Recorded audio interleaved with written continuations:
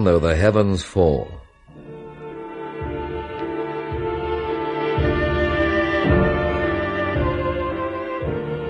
Call me Steve Gardiner, and you'll get an answer.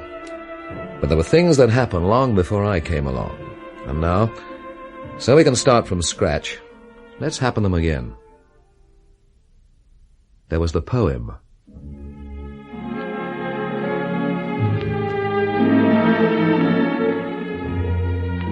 You who are alive, who survive, whom the mathematics of luck wakes 10-fingered to counter Private Dawn's blessing, what can you know of the clay and the candle of darkness and the worm's molecular kiss? Then there was that first midnight. Send it down, David, send it down. Oh, it's yourself, is it? You turned the heart of me crossways, jumping out of the dark like that. What do you listen to it grumbling and rumbling up there? If I had a son of mine on the sea this night, it's money I'd be spending on candles for a special intention. But I've neither chick nor child, and it's luck they are the ones I haven't got. What are you laughing at? What? Mother of heaven, what are you after doing? Get away from me with that knife, do you hear? Get away! Get away! Ah!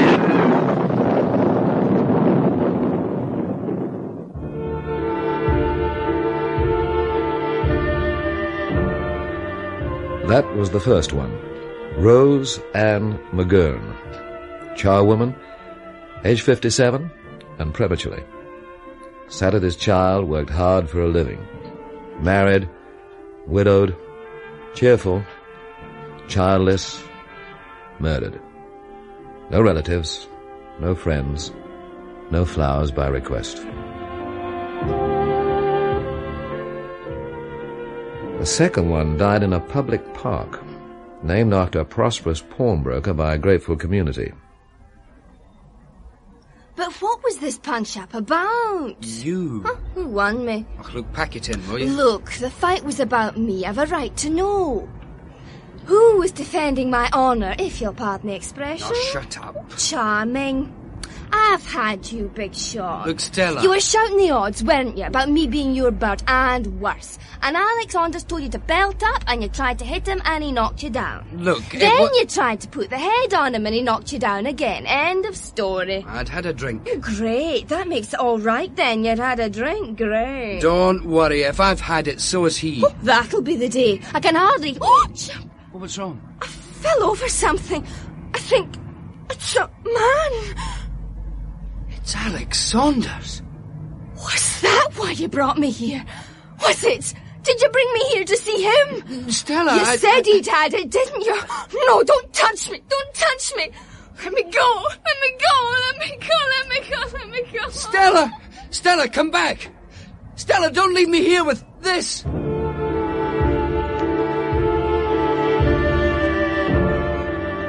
Alex Saunders, aged 18, apprentice engineer, waiting to join his parents in Toronto when his time was out. Which it was, now. Canadian papers, please copy. The third was a derelict called Jingling Geordie, who roamed about the district with a planet's predictability. Someone met him in a shop doorway, and now he would roam no more, for death is a notoriously fixed abode. Well, that's how the score stood that night when I got off the train at that little seaside town and spoke to the man who was sweeping confetti off the platform with a misogynistic broom. You want this? Eh? You want this? What is it? It's a railway ticket. Oh, might as well take it. Thank you. Where can I get a taxi? A taxi? Well, who runs the local garage? Peter Cherry. Does he have a phone number? Yes. I'll bet you it's unlisted. Huh? Do you know his telephone number? Oh, yes. Care to share it? 1389. Thank you. Where's the phone? Up there past the gents. Well, there's planning for you. Thanks again. The phone's out of order. Is there one in the office? Office is locked.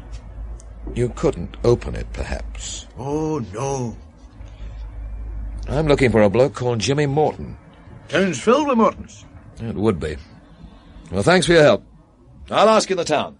Glad to have been of assistance.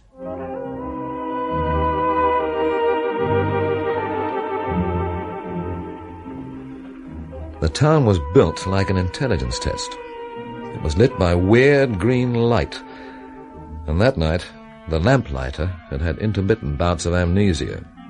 Soon I was hopelessly lost. Then someone came billowing down on me like a black ship in full sail. She stumbled as she passed me, and I caught her by the arm. Steady on, old dear. Are you all right? Help! Help!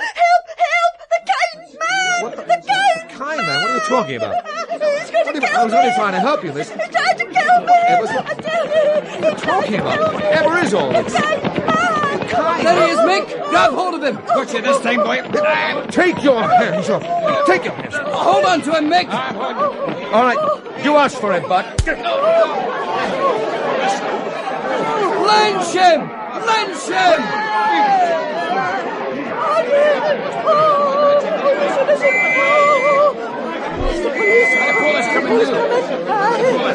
You clear the way there! Clear the way there! Will you let me go? Lynch him! I'll take my back to you, Buggy Wilson. Break it up there now. Break it up. Now, I'm not going to tell you again. Right then. What's this all about? He's going to kill me. Yes. I don't know what she's talking about. He's the kind man.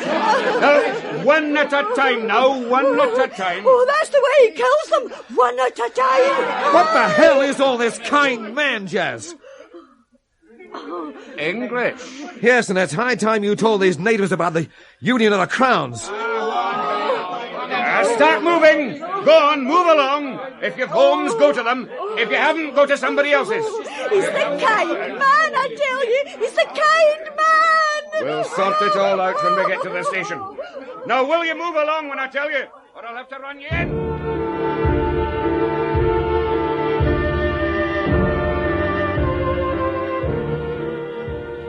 The police station was all polish and no spit. The sergeant there had the look of a fisherman who had got out of his bunk one morning and put on the wrong clothes, and had just decided to stay with them. He looked at me as though I was bad visibility. The lady says you grabbed her. I stopped her falling on her face. Now I've seen her in the light, it wasn't worth the effort. She saw the gleam of metal. My wristwatch. Perhaps. Look, would you care to search me? No, we're getting ahead of ourselves. Do me one small favor. We don't do favors. Break the rule just this once. Tell me, what is this all about? The lady goes on to say that The lady is out of her tiny bijou mind. Would you agree with that, Mackenzie? No, Sergeant. She's always seemed very normal to me, Miss Wiley. Miss Wiley? You know her? I know a million Miss Wileys. Elderly spinsters with fantasies of rape. What kind of way's that to talk? Be quiet, Mackenzie. But he said... I said quiet, Mackenzie. Sorry, Sergeant. How long have you been in this district, Mr. Gardiner, Steve Gardiner. And I've been in this nightmare town one whole long, meaningless hour. We can check, you know. Look, the hell with this. What am I doing here? Assisting the police. You've just lost an assistant. You'd better find Inspector Gordon, Mackenzie.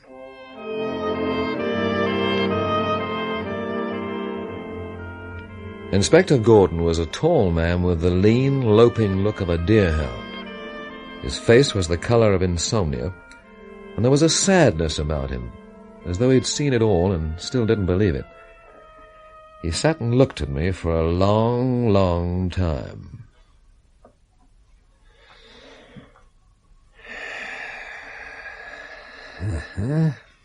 It won't work, Inspector.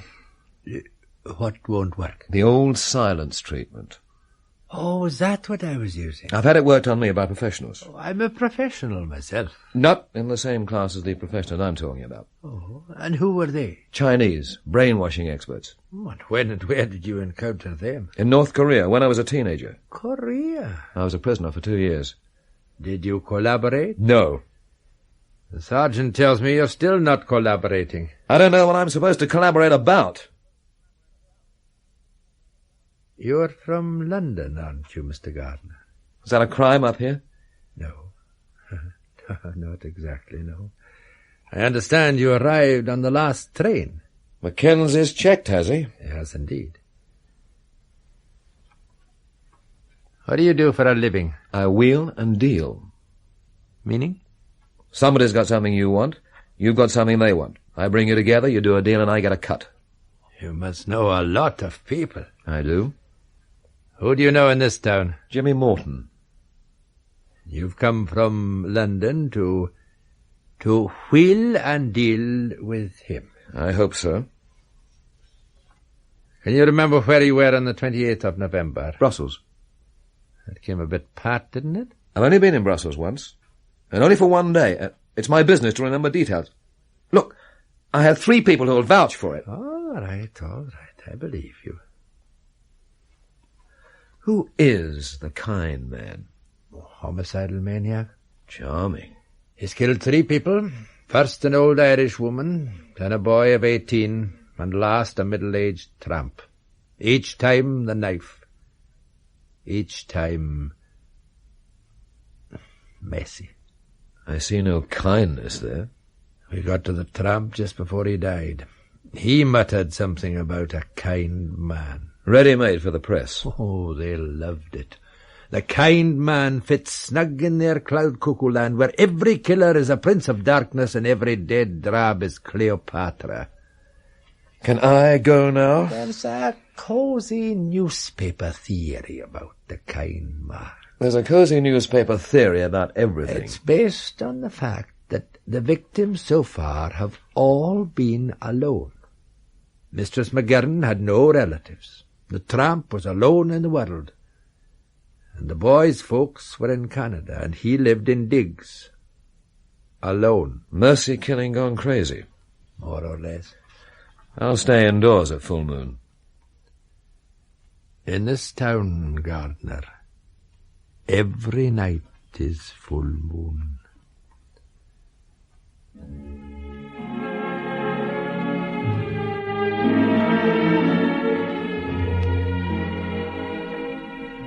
The sergeant directed me to the Morton household, and I set off through the frightened streets. Gordon was right. The town creaked with terror. It fluttered in a curtain's folds, in the quick white look of a face. The air was dark and stifled, as though it too had its head under the bedclothes. Ghosts of headlines whispered from orphan newspapers, swirling in darkened alleys. The kind man. The kind man. The kind man. I took the road to the right, past the graveyard. An angel hung high above the wall in marble flight and holding out a laurel crown. He looked like he'd been caught making off with a donut. And then I heard footsteps, and my shoulder blades went taut. Mister. You want something? The price you bid, mister, that's all. Just the price you bid. Friend. Have you no friends, friend? Eh? Oh, I've got friends. Hundreds. Then go to them, friend. Aye, I'll do that.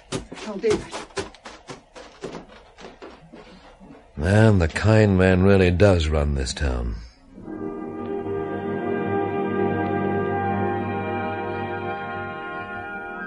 The Mortons' house stood back in from the road. The gate was neither open nor shut, just stuck. You could have fought your way through the lawn in 3 days, with a compass and a good guide. Call me fanciful, but the garden seemed only to grow black flowers. I walked up the path to the house. It had never been beautiful, never. And beautiful was the last thing it was now. I rang the bell. It tolled like the bell in that submerged cathedral. And suddenly, for a long time, nothing happened.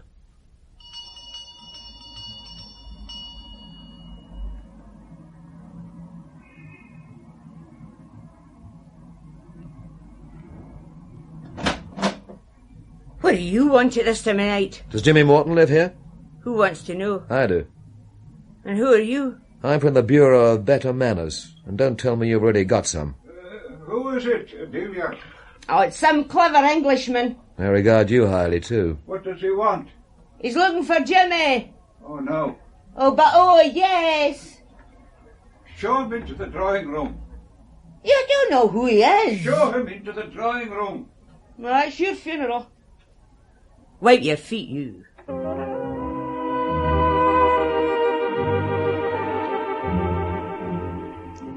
The drawing room consisted mostly of books. They lay around like slates blown from a roof. Everything was filthy, and there were cobwebs on the cobwebs. The ashes in the fireplace were heaped and damp. The furniture was by Messrs. Wet Rot and Woodworm. All things considered, he wondered how Dilia justified her existence. But the room had one striking feature, a portrait above the mantelpiece. A portrait of an astonishingly beautiful woman. Then the door opened, and there entered a faded little footnote of a man. My name is Wilfred Morton. I'm Jimmy's father. Gardiner, Steve Gardiner. Have we met before? No. I'm afraid Jimmy's out at the moment. But he will be back. Oh, yes. That is, I suppose so. It's very important that I see him. Oh? Do you mind if I wait? No. Doesn't matter. If it's inconvenient, I'll go away and come back again later. No, you're perfectly welcome to wait. You're from London. That's right. You're not a policeman, by any chance? Not by any chance. No. You must excuse that silly question. You see, Jimmy's such a complete enigma to me. It's a familiar pattern. Never know what he's thinking or what he's been doing. Never have known. You probably baffle him just as much. Yes? Yes, I suppose so. He doesn't owe you money, does he? Not a penny. I'm not doing very well, am I? Not very. You must make allowances for me. Consider them made. When you see practically no one for years and years, social sense tends to become fossilized. May I offer you a cup of coffee? I'd like that. Yes.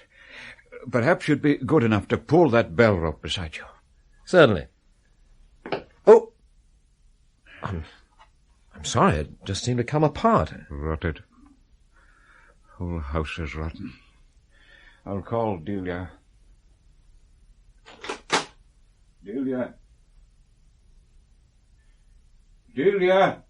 What is it now? Make some coffee, please. Make it yourself. I'm going to bed. Servants. No problem. I'll make the coffee if you like. That's very good of you. The kitchen? Yes, the kitchen. It's at the end of the passage, on the left.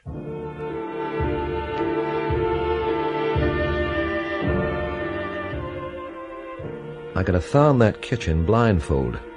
It stank. As I went to switch the light on, something ruby-eyed glared at me and scuttled away. The light produced a flurry of disturbed beetles. There were about 10 years' dishes sprawled in the sink. And not too far away, 2 loaves were growing something that would probably cure penicillin. Heroically, I brewed the coffee and took it back to the drawing room. Excellent coffee. My one art form. Do you mind if I ask you something? Not at all. It's about that portrait over the mantelpiece. Yes. It's a lovely thing. It's a portrait of my wife. A very beautiful woman. She died giving birth to Jimmy. I'm glad you didn't say I'm sorry or something meaningless like that. Most people do. I never know what to say, so I say nothing. A life for a life, some fool said. Well, I didn't think much of that sort of bargain. Still don't. Your coffee's getting cold. The top of the house was peculiarly hers. After she died, I locked it up. I left it exactly as it was. Like that ever since. Cleaned it myself. The piano is always kept tuned. For heaven's sake, why? This is a house of ghosts. That's her ghost. Always. And I'm a ghost. Jimmy's become one too. The only real person in the house has been Dilia. I reckon.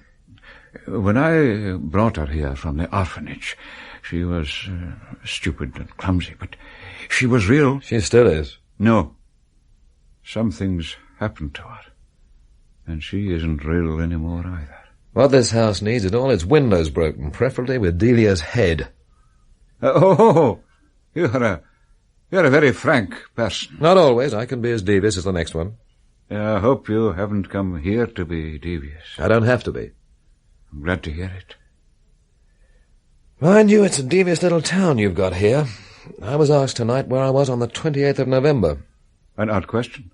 And why would anyone ask it? Why, indeed? Could that be the date when your local maniac killed his last victim? Mr. Morton? Mr. Morton, are you all right? Yes, I'm all right. I think that's Jimmy now. I'll leave you together. Jimmy. Yes, Father. You have a visitor. A visitor? In the drawing room. Thank you.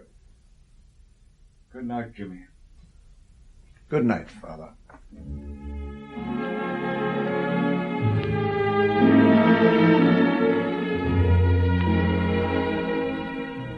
He had hardly changed.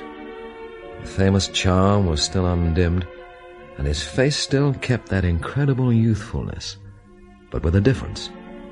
With something like a grey dust over both face and charm, as though neither had been used for a long time. Steve Gardiner. Hello, Jimmy. Great to see you. Hey, what's happened to your face? Fair wear and tear. Your father never even noticed it. I never notices anything. Where have you sprung from? London. And how is London these days? Swinging, or so I keep reading. Great to see you. Bongo Warren sends his love. No, you still in touch? Occasionally. What's he doing? Public relations. What else? Does he still have that fantastic moustache? He has, and he's still talking about Korea. Oh, yeah. Korea. How did Bongo know you'd be seeing me? I told him I was coming here. That's right, Jimmy. I'm an ambassador. They want you back. It's not on. Why not? I haven't got it anymore. Oh, come on, Jimmy. You don't just lose talent through a hole in your pocket. You don't understand. It's a big deal, Jimmy. No, but I couldn't. At least let's talk about it. All right, Steve. We'll talk about it. But not now. Not tonight. In the morning, maybe. As long as we talk. You must stay with us tonight. Well, I was thinking of... No, I won't hear of anything else. You can have my room. I'll sleep in the spare one. I insist. I absolutely insist. All right. All right, Jimmy, whatever you say.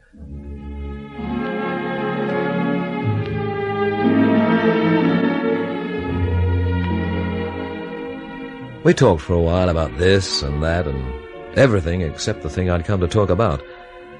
And finally we said goodnight and sought our virtuous couches.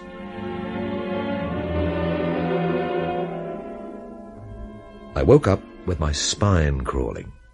I could hear a voice, and it was right in my ear. Hello, Jimmy. I'm here again, Jimmy. Have you missed me, Jimmy? I've got another one for you tonight. Listen. You who are alive, who survive, whom the mathematics of luck wakes 10-fingered to counter Private Dawn's blessing, what can you know of the clay, and the candle of darkness, and the worm's molecular kiss? I haven't finished it, Jimmy. I'm still working on it. But don't worry. As soon as it's finished, I'll be back again. I'll be back. What is this? What the hell is going on here?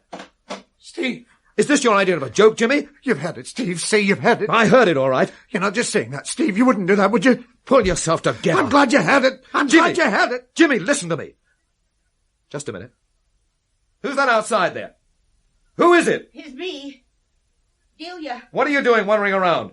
None of your business. I don't dig you, and I don't dig your tone, and if it doesn't improve, I'm liable to tear it right out by the roots. I came down because I thought I heard a noise. Well, you didn't, so beat it.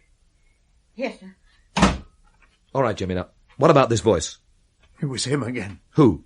Francis Lennox. You mean you recognise the voice? Yes. Then why don't you go and punch him in the mouth? Because Francis Lennox has been dead for years.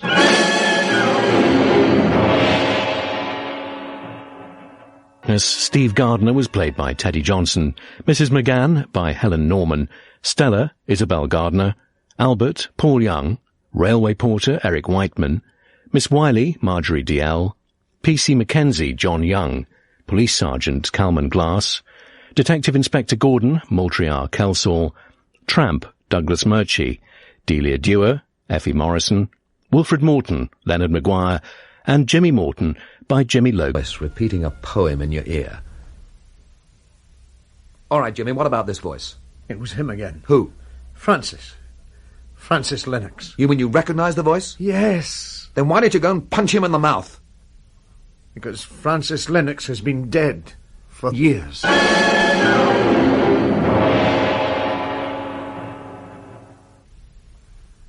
Sit down, Jimmy.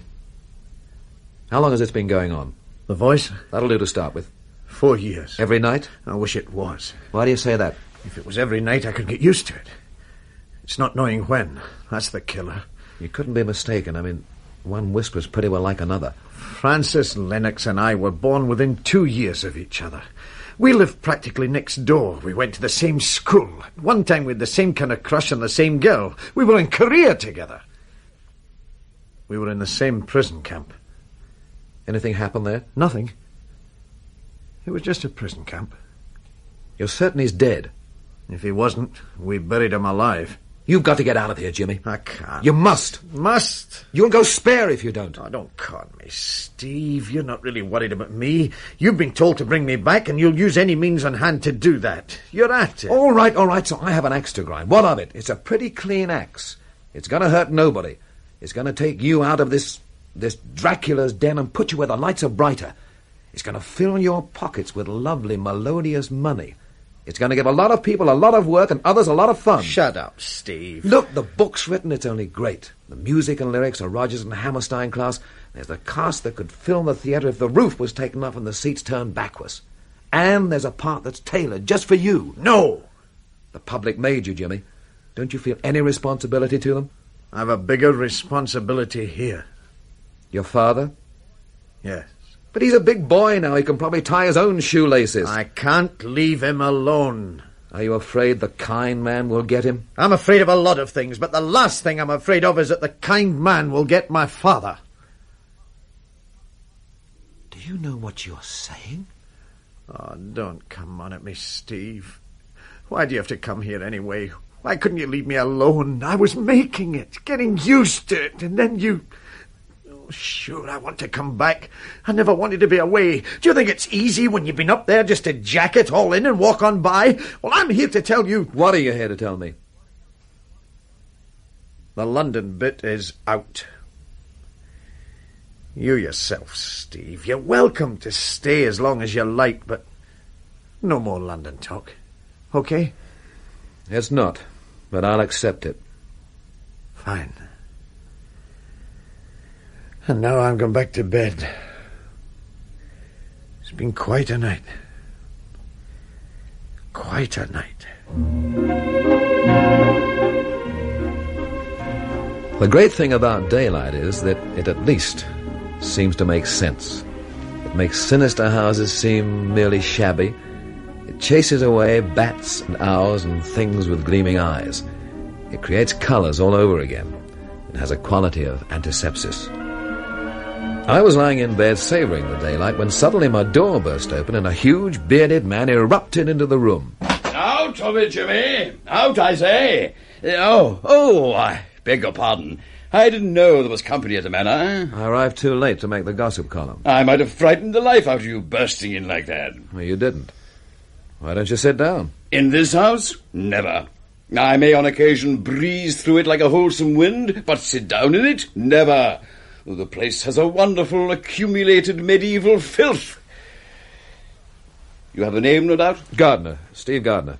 Should I know it? I mean, are you some sort of celebrity? I decided not to be, so that I'd have less to lose when they drop the bomb. I grow to love you, sir. It happens everywhere I go. Come, Gardiner.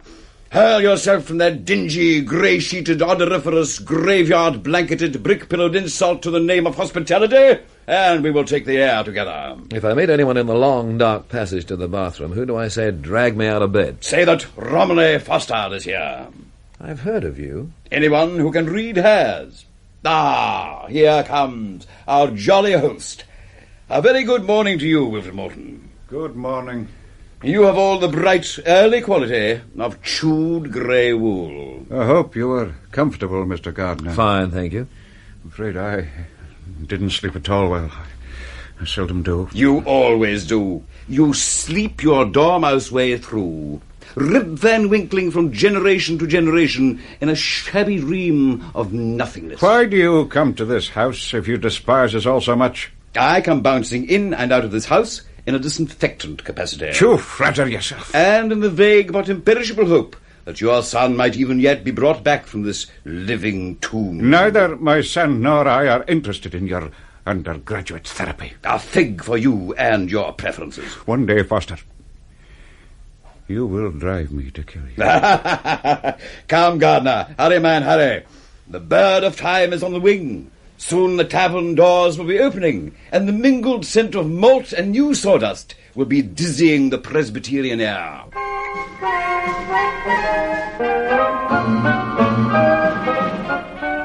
Inside the pub it was cool and clean, and at that time in the morning we had the place all to ourselves. Good luck to you, and all who sail in you. Cheers. Ah, I love beer. I loathe whiskey. Whiskey always gives me the delusion that I am Attila the Hun. I shouldn't think you need either. I imagine you can get drunk on words. My daily consumption of beer is in the neighbourhood of 3 gallons. You're built for it. What I can't understand is this. Why does a famous character like you bury himself in a place like this? Gardiner, let us here and now abandon modesty to the old maids and the secretly modest. I am the biggest literary gun in the country. Therefore, I can shell at long range. I can sit here and pick off all the scribbling little mannikins and minikins, poetessas and versifiers that scurry beneath the smoke of the metropolis. Is that the only reason? Frankly, no. I wanted to write a study of a poet called Francis Lennox. How about that? You know his work? I've heard some of it. I came here originally to gather material for my Lennox study. I have stayed 5 fascinated years, trying to understand how such a magnificent blossom of poetry could have been nourished in this little dung heap of a Scottish village. 2 more pints, you hear? Right away, Mr. Foster. How good was Lennox, do you reckon? The greatest in this century. Can I get him in paperback? Oh, yes, with a preface by Romy Foster. Too much too soon. 2 pints. This is mine. Yep. I was the first to publish him, you know.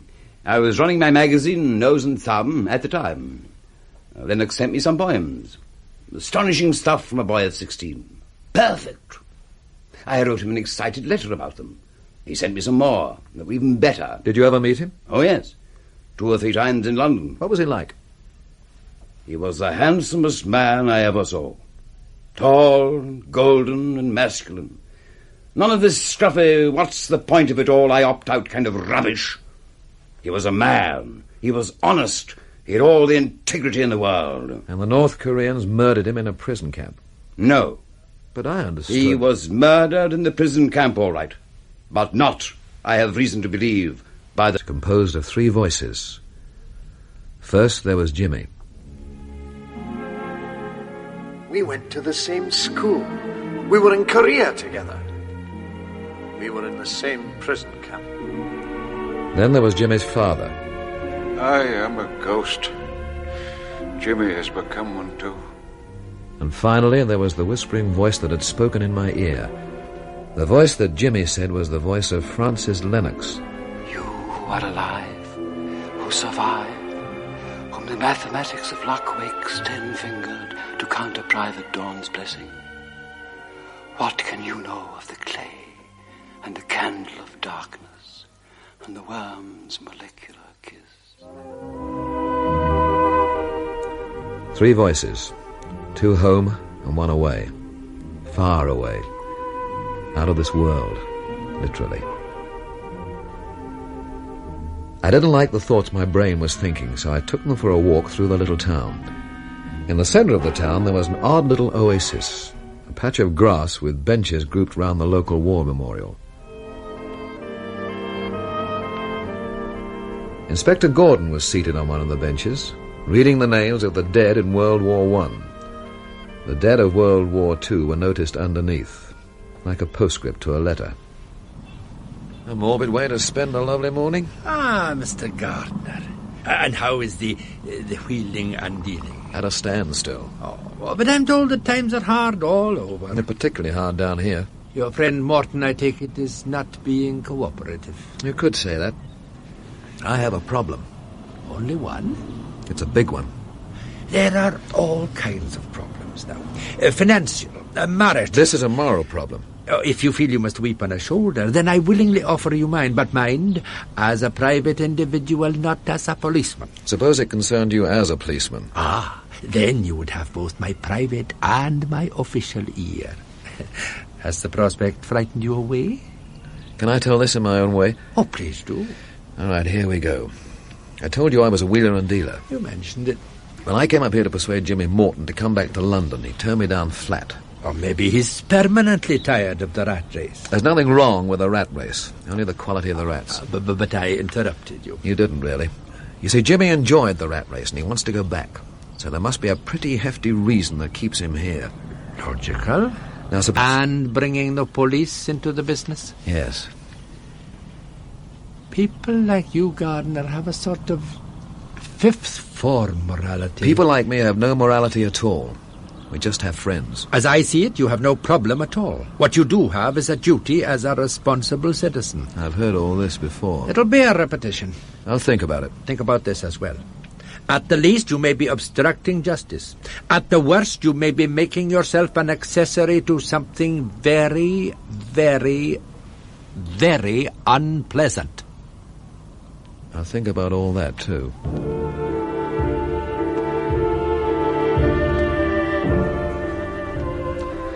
I left him to resume his contemplation of the memorial's dead names. I could smell the smell of a boat beginning to burn, and it was one of my own. The afternoon was settling in now. Cats in shop doorways soaked up the sun like black blotting paper. The coal merchant was doing his rounds, and every so often a weird, dark howl would come from his face. Tiny children were bouncing home from school, smelling of free milk and plasticine. Then I saw a sign that said County Library. There, I thought, is the place to start the search for Francis Lennox. The girl at the library counter was fair-eyed and bespectacled, but her teeth were good. Can I help you, sir? I'm sure you can. I'm looking for a book. Then you've come to the right place. I wish I'd said that. Did you have any particular book in mind? Any book of poems by Francis Lennox. Oh, yes, our local genius. We're all very proud of him here. His early death was a great loss to literature. An irreparable loss. We only have one book of his. That's to say, if it isn't out on loan at the moment. The Forgery of the Spirit. Could you check if you have it, please? Oh, of course. If it's there, I'll fetch it for you. You're very kind. Not at all. Won't be a moment. You're in luck, sir. Here it is. Ah, good. Yes? Do you have a library ticket? A library ticket? I'm afraid I can't let you have the book out without one. I only want it for a very short time. Oh, I'm sorry. My television producer's going to go spare about this. Television? My own fault, of course. I should have brought a copy of the poems up from London with me. Are you going to do a television programme about Francis Lennox? Yes, I'm up here doing a recce. Filming? That's right. What, here? In the library? Why not? We could. And that's what you need the book for? Yes. If anything happens... I'll say I walked out with it absent-mindedly. All right. You're a doll. Anything for our local genius. You like his poems? Well, actually, I've never read any of them. I took my unofficial Crown Octavo library-bound prophet without honour out with me into the sunshine. The pavements were hot and the houses baked beneath the high mackerel sky. It was going to be a good day tomorrow, except for those who wouldn't ever see tomorrow. That cheerful reflection took me to the police station and the ironic Inspector Gordon. Have you decided to tell me, or will you be burned at the stake? I've decided to tell you. Tell me, then. Last night when I left here, I went to the Morton house and walked into a real Gothic setup. Mouldering old house, mouldering old man. Mouldering young man, too, they tell me. Yes, and the weirdest maid you ever saw. Her name is Dilia. What's weird about her? She runs the house. Of course she does. I don't mean in that way. Then what way do you mean? She cracks the whip and her masters jump through hoops. Go on. Well, like I told you, I came here to excavate Jimmy Morton, so I put the proposition to him. He threw it out, got quite neurotic about it. So? So we decided to sleep on it. Oh, you stayed in the house? Jimmy insisted. He said I could have his room and he'd sleep in the spare. We talked for a while and then we broke it up. I went to bed and woke up in the middle of the night. Someone was whispering right in my ear. Dilia, perhaps? It was a man's voice, whispering a poem, something about a candle of darkness. A candle of darkness? Yes. Oh, I like that. And what happened then? Well, the next thing, Jimmy was bursting into the room. He was near hysterical. I calmed him down, then he told me he'd been hearing this voice for 4 years. Did he recognize the voice? He said it was the voice of a dead man. I tried to use the situation to make Jimmy change his mind about London. I suggested the reason he stayed here was his father. I asked him, sarcastic-like, if he was afraid the kind man would grab his father. Oh, and what did he say to that? He said that was the last thing he was afraid of. Interesting. Very interesting. I thought it was, too. The inference being that his father was the kind man. You make your inferences, and I'll make mine. It's a strange story. Is that the official way of calling me a liar? Oh, the official way is to check everything that can be checked. Ghostly voices hardly fall into that category. But the other thing does. The other thing does. Well, where do we go from here? Well, now, you being in the house... No! I was only going to suggest... I've said my piece once and for all. From now on, you're on your own. You are a character, Gardiner. You don't shirk the big betrayal, but you funk all the little ones that are part and parcel of it. Look, there are the things I want to do and the things I have to do. I get just as confused between them as the next man. You're just evading responsibility. Maybe. If so, I'm evading it all the way. I'm not going to spy for you. From now on, you're on your own.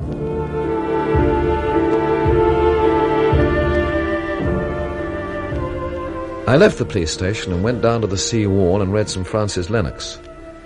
I have never been asked to adjudicate the Nobel Prizes for poetry, which is just as well for Francis Lennox. What his poetry did for me was precisely nothing. So I looked at the harbour. 2 motorboats preened themselves in the still water, and on the harbour wall, an old man in a blue seaman's jersey was talking to a girl. The old man had a look of Cape Stiff and shipping them green on the starboard quarter, and barks, jury-rigged, limping into port, with himself tied to the wheel. Actually, he was only local colour for the tourists, photogenic and phony. But the girl was something special. She was a good deed in a naughty world. And watching her, I forgot Francis Lennox. He was only a dead genius, but she was a live masterpiece. Then I got up to walk home, and I hadn't gone far before.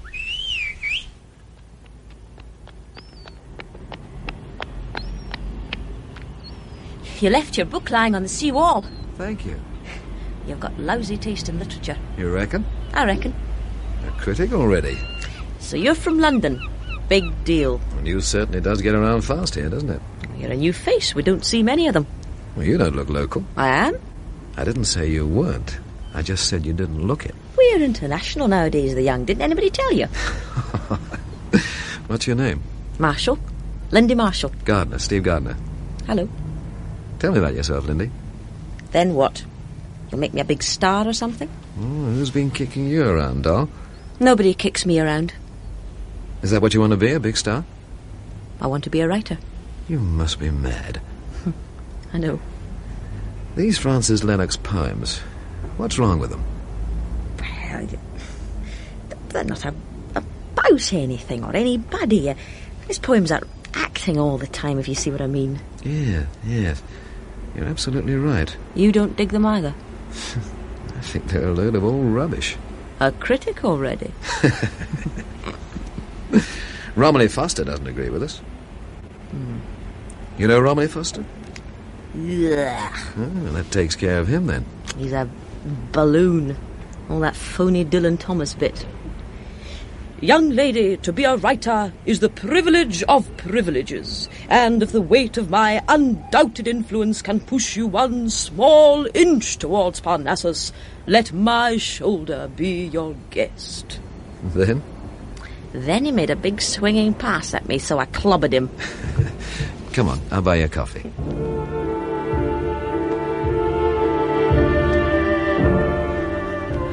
We went to a dingy cafe run by a sad, limping little Italian who looked as though he had just received a get-well-soon card from the mafia. And it turned out to be more than just coffee. The girl ate enough spaghetti to stuff a mattress. She ate like they were banning food tomorrow. And when she finished, she looked at me across the checkered tablecloth. I'm a pig. When did you last eat? Who's counting? I'll mind my own business. Cigarette? I don't. What's your interest in Francis Lennox? I'm not sure yet. I mean, you don't look the literary type, you know. I'm not.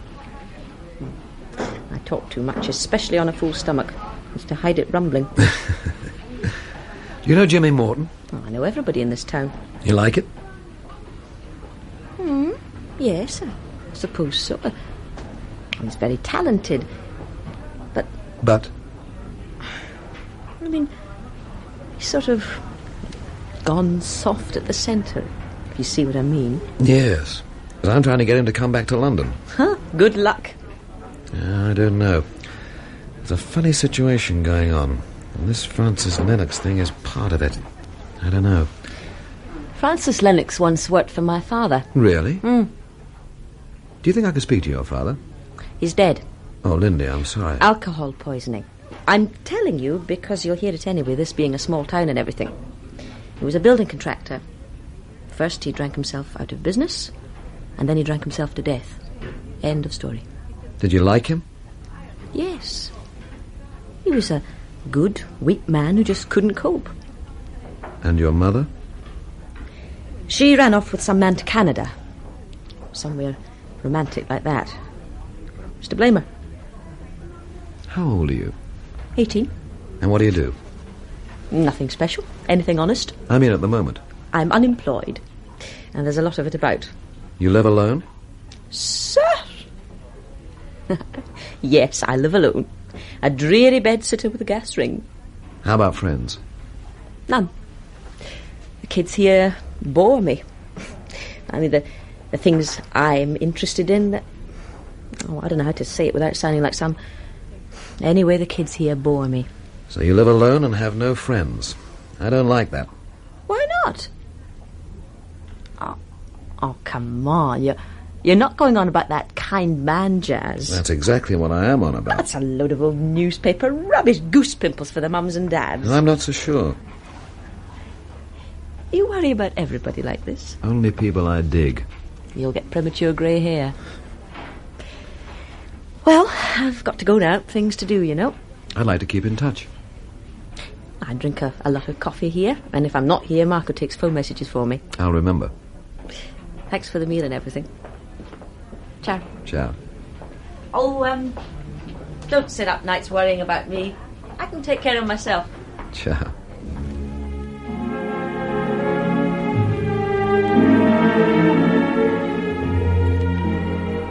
She went off, and suddenly there was a hole in the day. So I called for the bell and paid it. The sad, limping little Italian took the money and gave me change. And all the time he was worrying about that get-well-soon card from the mafia. I went back to the shaggy, broken-nailed, draggle-tailed, non-mod con horror of a house where the Mortons existed. It was filled with quiet smells, like a family vault. Even to open the door made me feel like Burke and Hare. I stole quietly along to my room. There was already somebody in there, bent in a devotional attitude over my open traveling bag.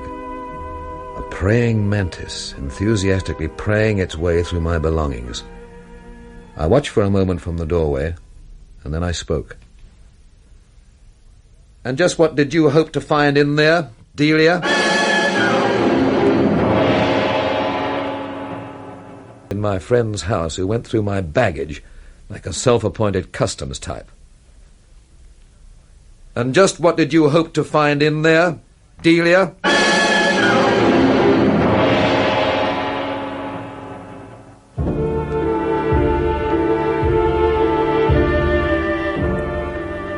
Dilia knelt there, watching me.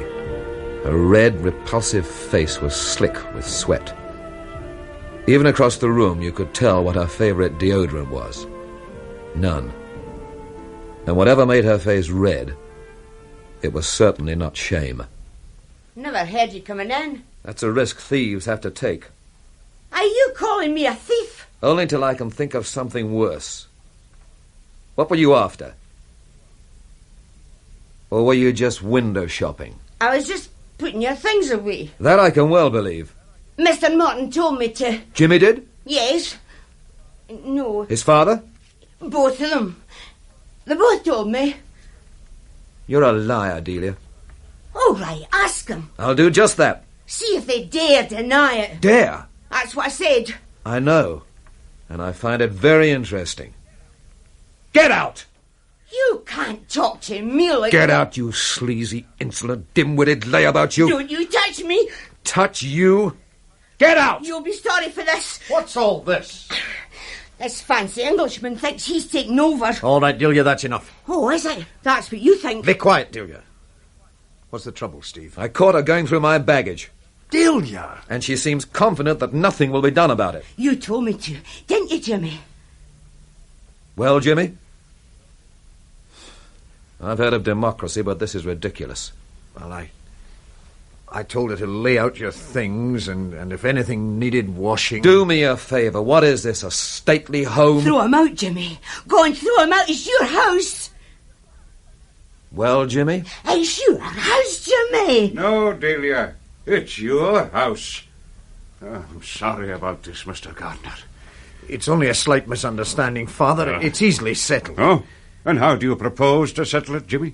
Well, Do we ask your friend and our guest to apologise to Delia for catching her red-handed? Look, Mr. Morton, I'll clear out. I'm sorry I've caused this trouble. Oh, the trouble was here long before you came, Gardiner. Father... I tried to ignore it. I tried to buy it off. I tried everything except facing it. But now... Now what? You have 15 minutes to get out of this house, Delia. You're joking. 15 minutes. You must be mad. On the contrary, I'm having my first lucid interval for years. Father, let's not be hasty. Another thing, Delia. These pearls you're wearing, they belong to my wife. You have absolutely no right to have them in your possession, and even less right to wear them. You'll get them back. I'll give you them back here. You've broken the string. Oh, break more than the string. I'll stop. You filthy... Morton, for heaven's sake! Father, you'll kill her! Let her go, Morton! Father, let her go!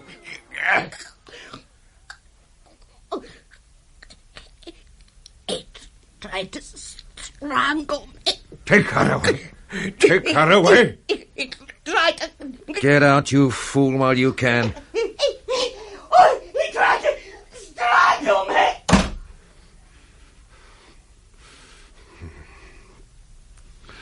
I'm sorry about all this, Gardiner.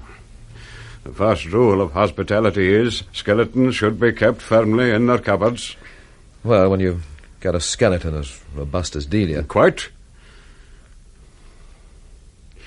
I suppose you must start thinking about getting another girl. Perhaps I could be of some assistance there. You know of someone? I think so. I don't care what she is, as long as she's honest. This one is honest to a fault. Well, There are plenty of faults here for her to be honest, too. Of course, there's no guarantee she'll be interested. Yeah, I should be obliged if you would ask her anyway. I'll ask her. This girl of yours... Correction, this girl I spoke about. Are you sure? You're asking, is she part of some deep, dark plot I'm hatching? Well, is she? Oh, for heaven's sake, Jimmy, you're becoming paranoid. You're a pretty tricky boy, Steve. Yeah, I'm tricky. I'm the trickiest. I set up Dilia to go through my baggage. I set it up for you to come along just when I'm bawling her out, and then I fix it for your father to appear and fire her. Meanwhile, back at the ranch, I've got this other bird lined up to take over from Dilia and be my spy. Or whatever the hell you think she is. Look, Jimmy, this is a local bird. I only met her this morning. What's her name? Lindy Marshall. And if you say the word, she'll never even know there was a situation vacant here. You don't want anyone else in the house, do you? There could be reasons for that. That's your problem. Mine is this girl. What's it to be, Jimmy? Yes or no? My father's head of this house. I only haunt it. Oh, come on, Where do I find a telephone? There's a booth just round the corner to the left. Thank you.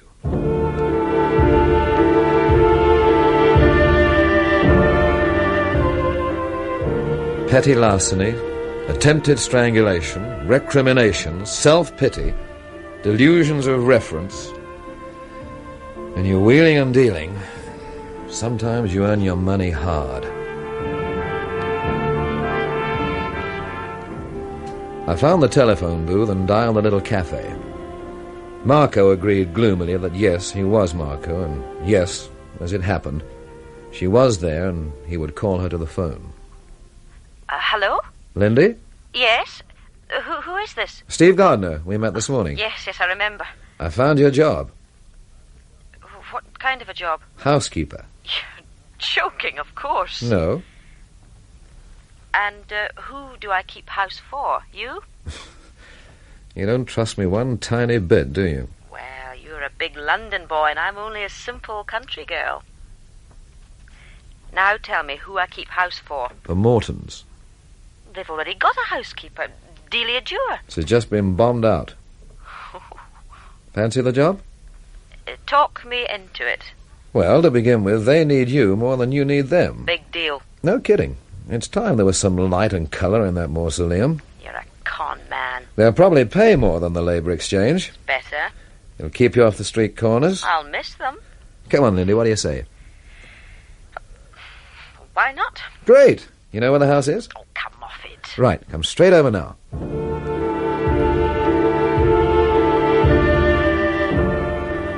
I got back in the house in time to catch Delia's farewell performance. She came down the stairs slowly in time to inaudible music. She was dressed in what the well-dressed woman would never wear any year. The whole thing seemed a grotesque burlesque of a musical comedy finale. What are you all staring at? There should have been a roll on the drums. You're a wise guy, aren't you, Mr. Flaming Gardiner? You know all the answers. Pride yourself on knowing them. But maybe you don't know all the questions. Maybe there's a few you should ask your friends, the Mortons. Look, do we have to get through? Ask them what happened to that souvenir dagger Jimmy brought home from Korea. Ask them who took it off the wall and where it is now. Ask them what took them both out at night when decent people should have been in bed. Ask them about the night Jimmy came in with blood in his hands. Ask them what they know about the kind man. You've done your bit now, Delia. I think you'd better go. Oh, I'm going. Don't worry. But don't think you're throwing me out. I'm walking out of here of my own free will. And I'm going to better things. Delia. What do you want? I want to congratulate you on moving on to better things. And to warn you. Warn me? Against shouting from the housetops. That's the truth. Perhaps, as you see it. I don't understand that. Then perhaps you will understand this. You are an orphan, Dilia. I know that better than most people. I took you from the orphanage in a moment of sentimentality which I've often since regretted. Also, Dilia, you are friendless. I don't think I've ever met anyone who was more friendless. What are you saying? This, if the newspapers are to be believed, our unknown maniac has a very definite predilection for the orphaned and the friendless. He considers himself to have a mission. He sees the killing of such people as an act of grace and mercy. He is cruel, only to be kind. You're threatening me. No, Delia, I'm simply pointing out that you are perfect material for the kind man. And if I were you, once I had left the protection of this house, I would make myself very, very inconspicuous. Yes, Mr. Morton. Yes, I promise you. Oh, let me out. Please let me out. I'm sorry, I didn't find that funny. No, I suppose not. It wouldn't have seemed funny to me either a short time ago. But I was blind then. I still am to a certain extent. I would... Now what? I think I know who this is. Who? Delia's successor.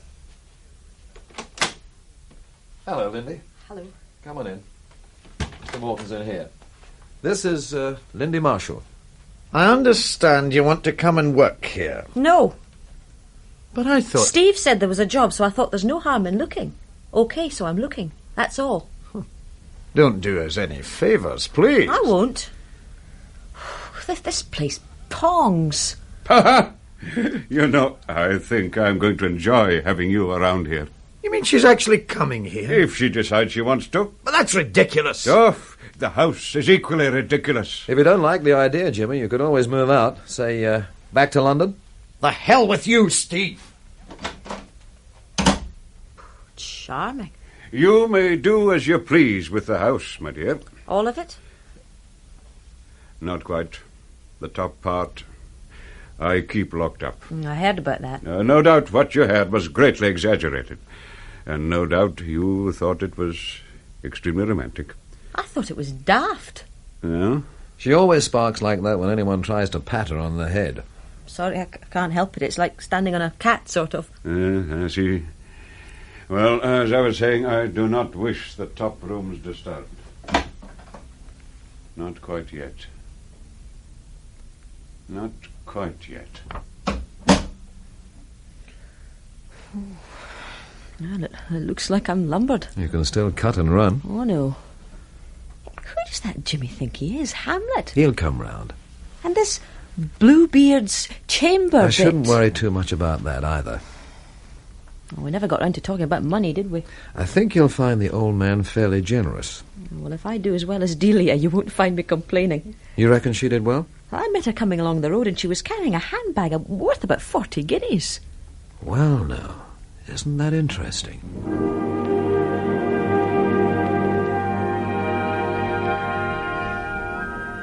I left her there and went out into the town. The darkness was gathering septically, moving through the streets like poison through veins. Cats sleeked through the boneless dark, seeking familiars. Vampire bats hung folded in each suspicious eyelid. The streets were paved with tombstones, and every tree was a gallows tree. I feel rather that way myself.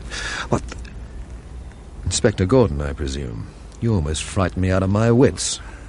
Quite an achievement. This rotten town's getting under my skin. Well, then why do you stay? I have a soul to save. Highly commendable. I have a feeling tonight that I could well do without. It's his kind of night, isn't it? Inside information? Look here, Gordon. Easy now, easy. You're chumpy. The whole town is. Oh, they're worried. They're worried because the kind man has not been kind for too long. Excuse me. Excuse me. Oh, yes, what can we do for you, madam? I didn't mean to stay out so late, but I got chatting, and you know how the time slips by. Oh, I do indeed. And before I knew, it was dusk, and then it was pitch black, and here I'm caught out in it. And my friend lives by herself, and short of convoying each other back and forwards all night, we didn't rightly know what to do. And then my friend looked out of the window and saw that there were two of you, and she said to me, Belle, there's your chance. Safety in numbers, eh? It's a wrong kind of a night. So, you would like one of us to escort you home, eh? Not one of you. Both of you. Oh, well, that, madam, I regret, is impossible. Oh, well, then I'll just go back to my friends. Oh, no, wait a minute. My name is Gordon. I'm Inspector Gordon, and I'm in charge of the investigations into the... Don't say it. Very well, I won't. But what I will say is that this gentleman here is a Mr. Gardiner from London, and he has only been in this town for about 48 hours. Oh, I see. Now, madam, the way I feel at this moment, I wouldn't be at all surprised if I turned out to be the kind man. Oh. But one thing I do know, Mr. Gardiner is perhaps a solitary person in this town who most definitely is not. I beg your pardon. Both of you. Oh, we understand. Gardiner, would you escort this lady to her home? With the greatest pleasure. You're very kind. Not at all. Shall we go? Please. Good night.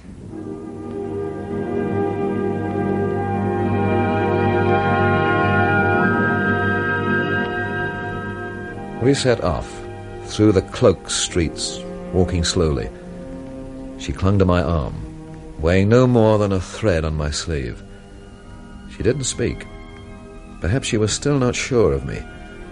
Perhaps she was still thinking that the night was somehow wrong.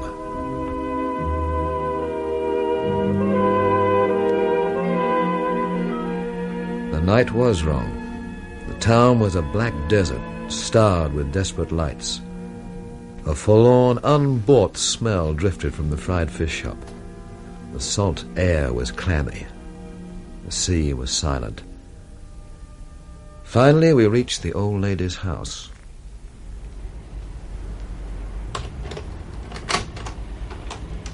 There we are.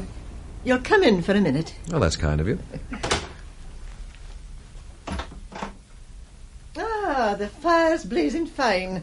A fire's company, don't you think? Definitely. Sit you down.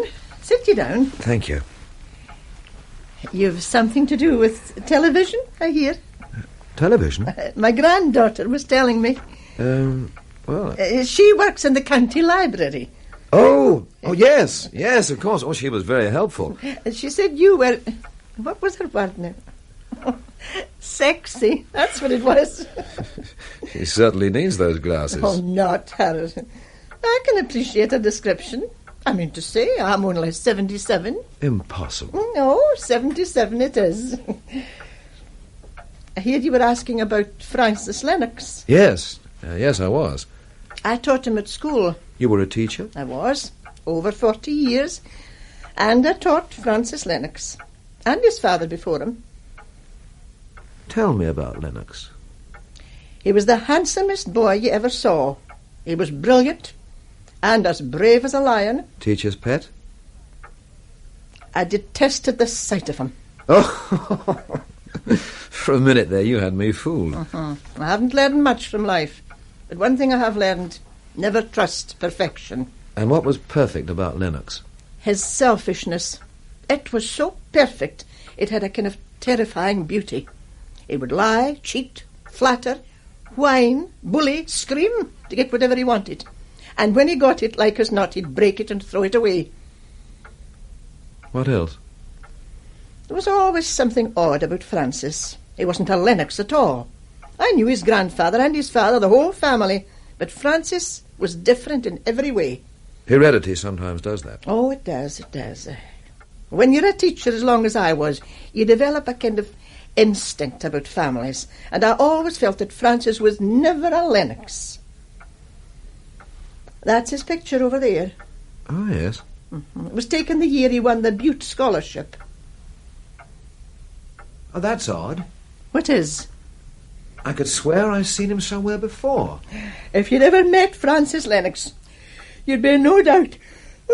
Oh, I'm sorry. It's getting near my bedtime. Yes, and I'll be on my way. Now, I didn't offer you tea because tea I do not consider a man's drink. And secondly, because I wanted to ask you another small favour. You name it. Do you know Hughie McInnes's pub? I was in there this morning. Well, in you go again. And tell Hughie that his auntie's safe home, and it was you convoyed her, and it is to give you a dram for your trouble.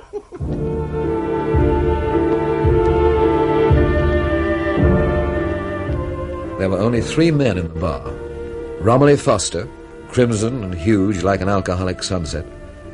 On one side of him, a little man, erect only by a special dispensation of gravity. On the other, a dark, sullen man, a neat gypsy.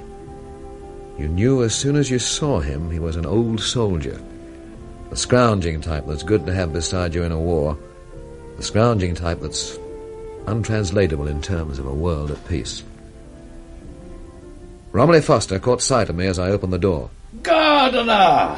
My ironical friend, come to me arms. Man, you're certainly feeling no pain. You drop into the desert of my life with the grateful munificence of manna. I dropped in to collect a freight charge of 1 dram for bringing Hughie McInnes's aunt home. Hughie!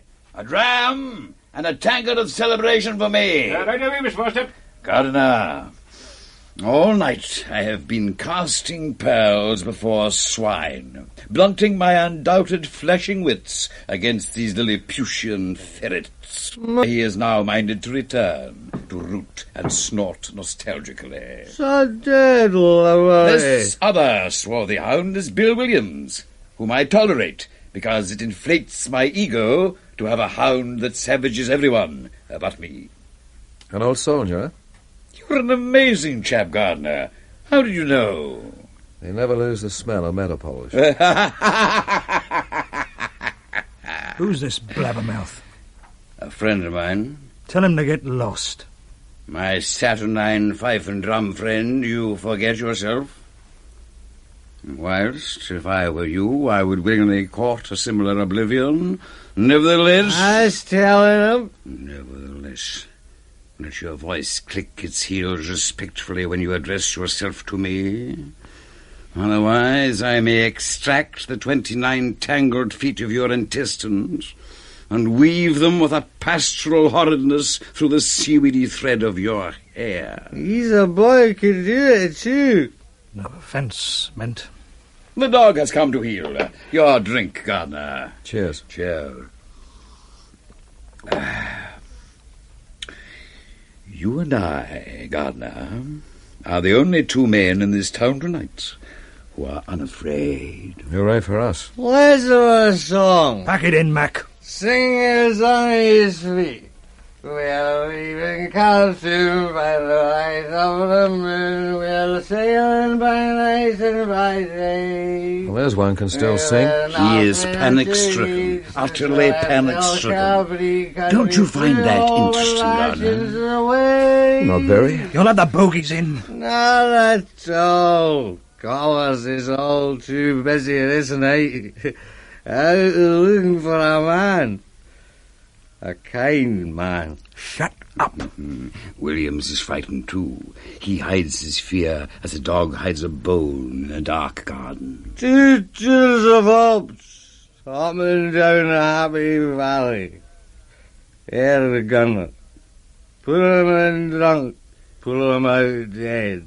Spar medal in Atlantic Star. He feeds like a camel on the hump of his past courage. You find all this fascinating, don't you? Fascinating, don't you? I can take it or leave it. There was a dog howling earlier tonight. The sound infuriated me. It was a vulgar, flashy, cliché of a sound. It spoiled the fine, pure, choking, secret fear that made each man hate his neighbour. This is a sick town. The little houses, stiff and paralyzed, like rabbits awaiting the stoat. And inside, rows of benched, blenched people. Death's outpatients. I remember something like this once before. A small town in Florida. There was a hurricane coming. I think I'll get along the frog. Frog and toad rhyming with road. Neat, isn't it? Yeah. Before you go, Williams... Well? I'd like to ask you something. See my lawyer. I smell a smell of no love lost. Did you know Francis Lennox in the army? I knew a lot of blokes. You can keep them all except Francis Lennox. Come, man. Enough of this virginal reticence. I knew him. Did you know him well? Well enough. What happened to him? He died. How did he die? What's it to you? How did he die, Williams? Tell me that. How did Francis Lennox die? Somebody fell in the door. It's a girl. She's been stabbed. Lindy!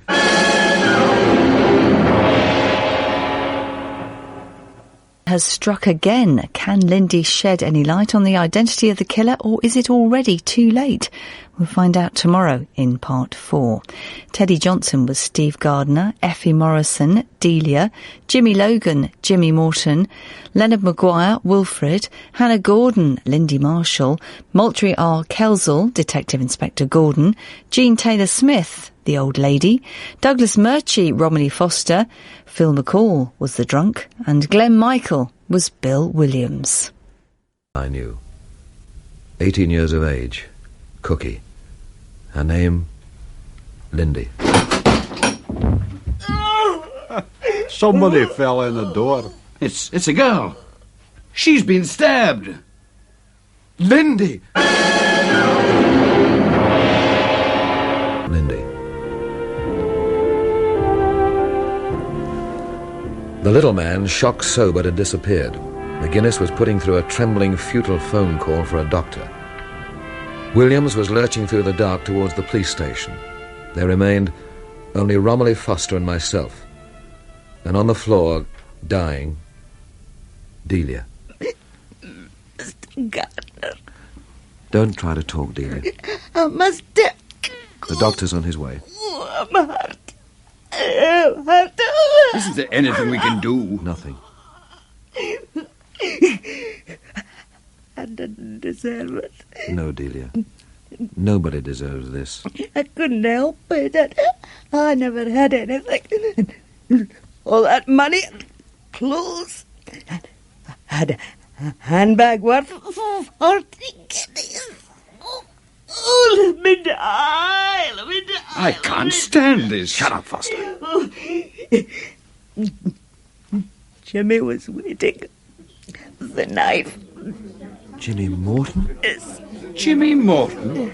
Jimmy Morton? Get these people away from the door. Yes, of course. Outside, you carrion crows! Outside with your beastly indecency in your eyes! You know homes to go to! Can you hear me, Delia? Yes. I'm sorry about everything. Not your fault. The pain's nearly gone. That doctor should have been here by now. She doesn't need him anymore. Will you let me through? Mackenzie, will you get those people away from the door? Well, Gardiner? Give me time, Inspector. I'll tell you all about it, but give me time. I don't have time to give you. A huge brandy, Huey. The biggest you can pour. Jimmy Morton. Jimmy Morton of all people. Mackenzie, will you get those people away from the door and judge it? You heard what the inspector said. All of you, get away home. What did Foster mean, eh? She mentioned Jimmy Morton before she died. How did she mention him? I asked you a question, Gardiner. How did she mention him? Here's the doctor, sir. Well. Another one. Who is it this time? Her name was Delia Dewar. Don't go away, Gardiner. I think it's high time that you and I had a heart-to-heart talk.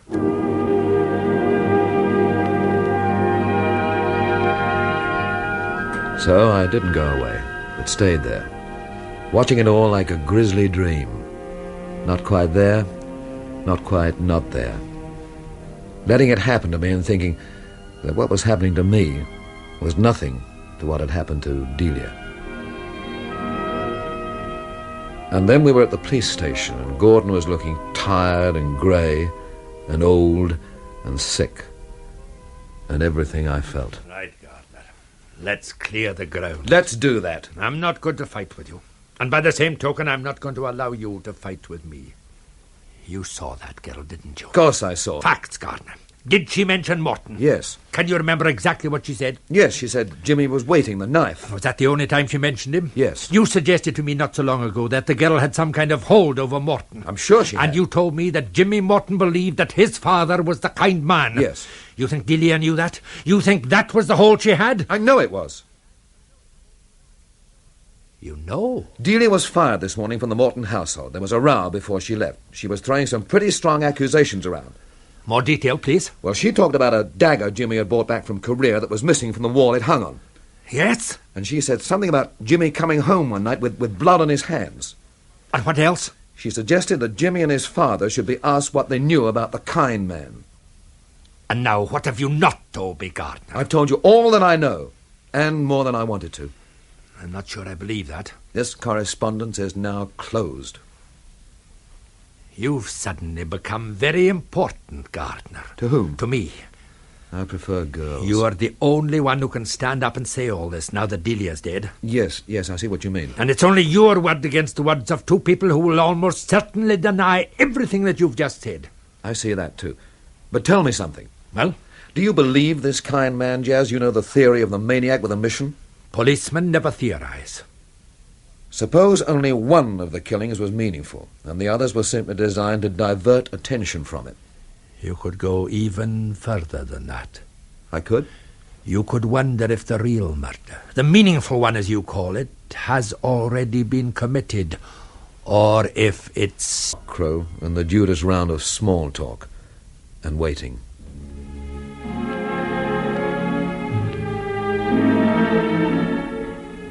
So I kept walking until I had shed the town, as a snake sheds its skin. And suddenly I was beside the sea edge, walking over ribs of hard sand. And in front of me there was someone, blacker against the black. A shaped piece of the darkness. Did I startle you? No. I suppose you should have done, but you didn't. In a way, I almost expected you. That's not quite accurate. Almost. What I was trying to say was that after all that's happened tonight, there seemed a kind of rightness about you being here. As though you were the spirit of the place. Black against black. To me, black is the colour of kindness. I'm beginning to hate that word. The whole town hates it. Fills them with fear. There's going to be an explosion soon. Who are you? My name is Diana Wheeler-Sproat, with a hyphen. My name is... Steve Gardiner, and you're staying with the Mortons. It is a small town, isn't it? Very small. How is Jimmy? I wish I knew. Tremendous talent. Tremendous. Isn't it strange how a dingy little dump like this town could produce two people like Jimmy Morton and Francis Lennox? Gold is where you find it. Did you know Francis Lennox? I was engaged to him once. Do you mind if I ask what happened? Not at all. He tried to murder me. I'd like to hear about that. Well, I was very young, very attractive, very rich, and very spoiled. And then I met Francis. Everybody says he was a very good-looking man. He was, very good-looking. What happened? We became engaged. It was a very stormy relationship right from the start, and he very soon tired of it. He was a very cruel person. Very cruel. You sometimes find that with genius. It seems to demand a constant succession of human sacrifices. Why didn't you break off the engagement? I wanted him. And I was used to getting what I wanted. Then there was the vanity thing, nobody was going to walk out on me. How did he try to kill you? Brilliantly. We were at a party one night. Pretty wild one it was, too. I was very unhappy. At about 4 a.m, I was quite drunk. Then Francis started talking about my new car. My doting father had just bought it for me, and it was really a beast. Would have frightened a professional driver. What did you do, rig the steering? He did something much more simple and much more subtle. He bet me I couldn't drive round the low road to the next town and back in 15 minutes. I took him up. Some of my friends tried to talk me out of it, but Francis sneered that I was chicken, and that was that. It's a pig of a road even when you're sober. And I was higher than a kite. I was hitting 90 when the farm lorry suddenly appeared out of a lane. I went through a fence and hurtled down 30 feet. The car was burnt out. I would have gone with it, but the lorry driver dragged me clear. That's why I roam about at night. Plastic surgery has its limitations. The more I hear of Lennox, the less I like him. You can't judge him by ordinary standards. He was a great poet. Does that justify everything? I don't know. Sometimes I feel very bitterly that it doesn't. And then I read the things he wrote. Do you know his work? Only one fragment. Which one? You who are alive, who survive, whom the mathematics of luck wakes 10-fingered, to count a private dawn's blessing. What can you know of the clay and the candle of darkness, and the worm's molecular kiss? I think you're mistaken. Am I? I know everything that Francis ever wrote. I even have some personal poems that have never been published, but I don't remember that one. And yet... Yes? And yet it's so exactly his style. I think I'm very glad I met you tonight. Thank you. I must go now. It'll soon be dawn.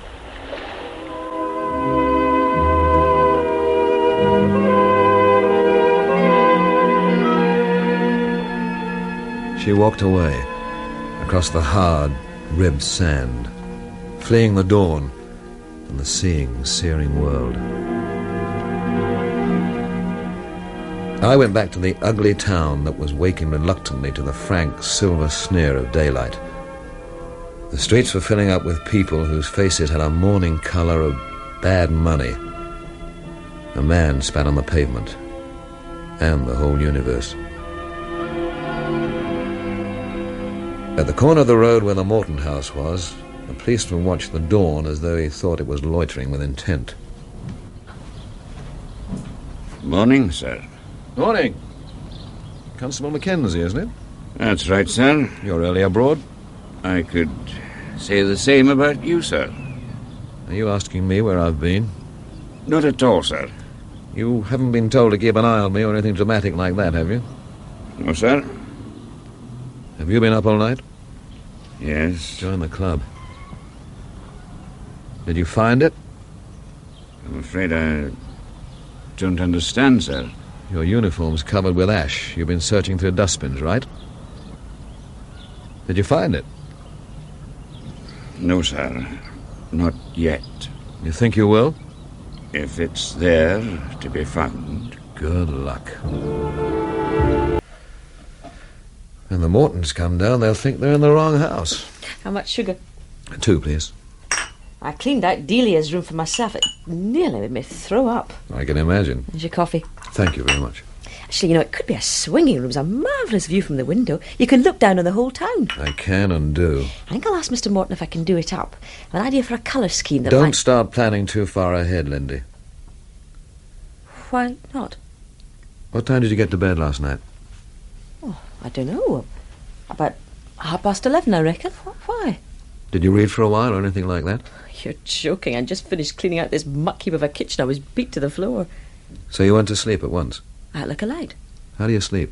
Alone. I mean, are you a light sleeper? I sleep through earthquakes. So if anyone left the house or came into the house, you wouldn't hear them? Oh, I wouldn't. Jimmy and his father, were they in when you went to bed? I don't know. I had this job to do, the kitchen, and when I work, I concentrate. So they could have been nipping in and out all night without you being any the wiser? Unless they'd come into the kitchen. Which they didn't. Which they didn't. So what, Steve? Dilia was murdered last night. The kind man? That's the way it looks. She was no great loss, was she? She's dead just the same. Oh, we're all going to do it one day. What's so special about it? It doesn't change what she was when she wasn't dead, you know. You're a hard-hearted generation. Oh, what do you want me to do? Wear black? Maybe you're right. Are the Mortons involved in this? They could be. You picked the nicest employers for me. You want to be a writer, so maybe this is something you could write about. There is that. Well, now I'll never be able to give Dilia back her photograph. Photograph? I've got it here. She'd hidden it under the paper lining in one of the drawers in her room. But this is incredible. It's a picture of Francis Lennox, isn't it? It is. I recognised him from his picture in the library book, you know, the Rupert Brooke bit. But the woman with him. She's the woman in that portrait in the drawing room. Whoever she is. I mean, nobody introduced us. She's Jimmy's mother. The one with the shrine upstairs. Yes. But this picture's impossible. It's there. Look, Jimmy's mother died when he was born. And Jimmy told me he and Lennox were born within 2 years of each other. The man in that photograph's about 24 or 25, wouldn't you reckon? Give or take a year, yes. Oh, so he can't be Francis Lennox. Yet he is. It's weird. Oh, morning, Mr. Morton. Good morning, Miss Marshall. Morning, Mr. Gardiner. Morning. Huh? What's that you got there, Lindy? A photograph. Oh, may I see it? Thank you. Where did you find this? Dilia had it hidden away in a drawer. Dilia? It's rather an odd photograph, isn't it? Odd? In what way? Well, that's your wife in that photograph, isn't it? Yes, it is. With Francis Lennox? No. With me. You? Myself, when young. I was quite a handsome young man. You're saying, then, that Francis Lennox and Jimmy were half-brothers. Francis, you understand. How can I put it? Well, you could say it was a... Yes, you could. There are good reasons why Jimmy shouldn't know this. I prefer not to go into them at the moment. I'd rather not know anyway. Quite. I'd be grateful if both you and Lindy would forget about this photograph. Indeed, this whole incident. And off he goes with his broken heart to the sealed room. How about that? Oh, he was lying, that's what. You're right, he was lying. Steve, what's going on in this spooky ruin of a house? Jimmy's father did not reappear, and Jimmy didn't appear at all.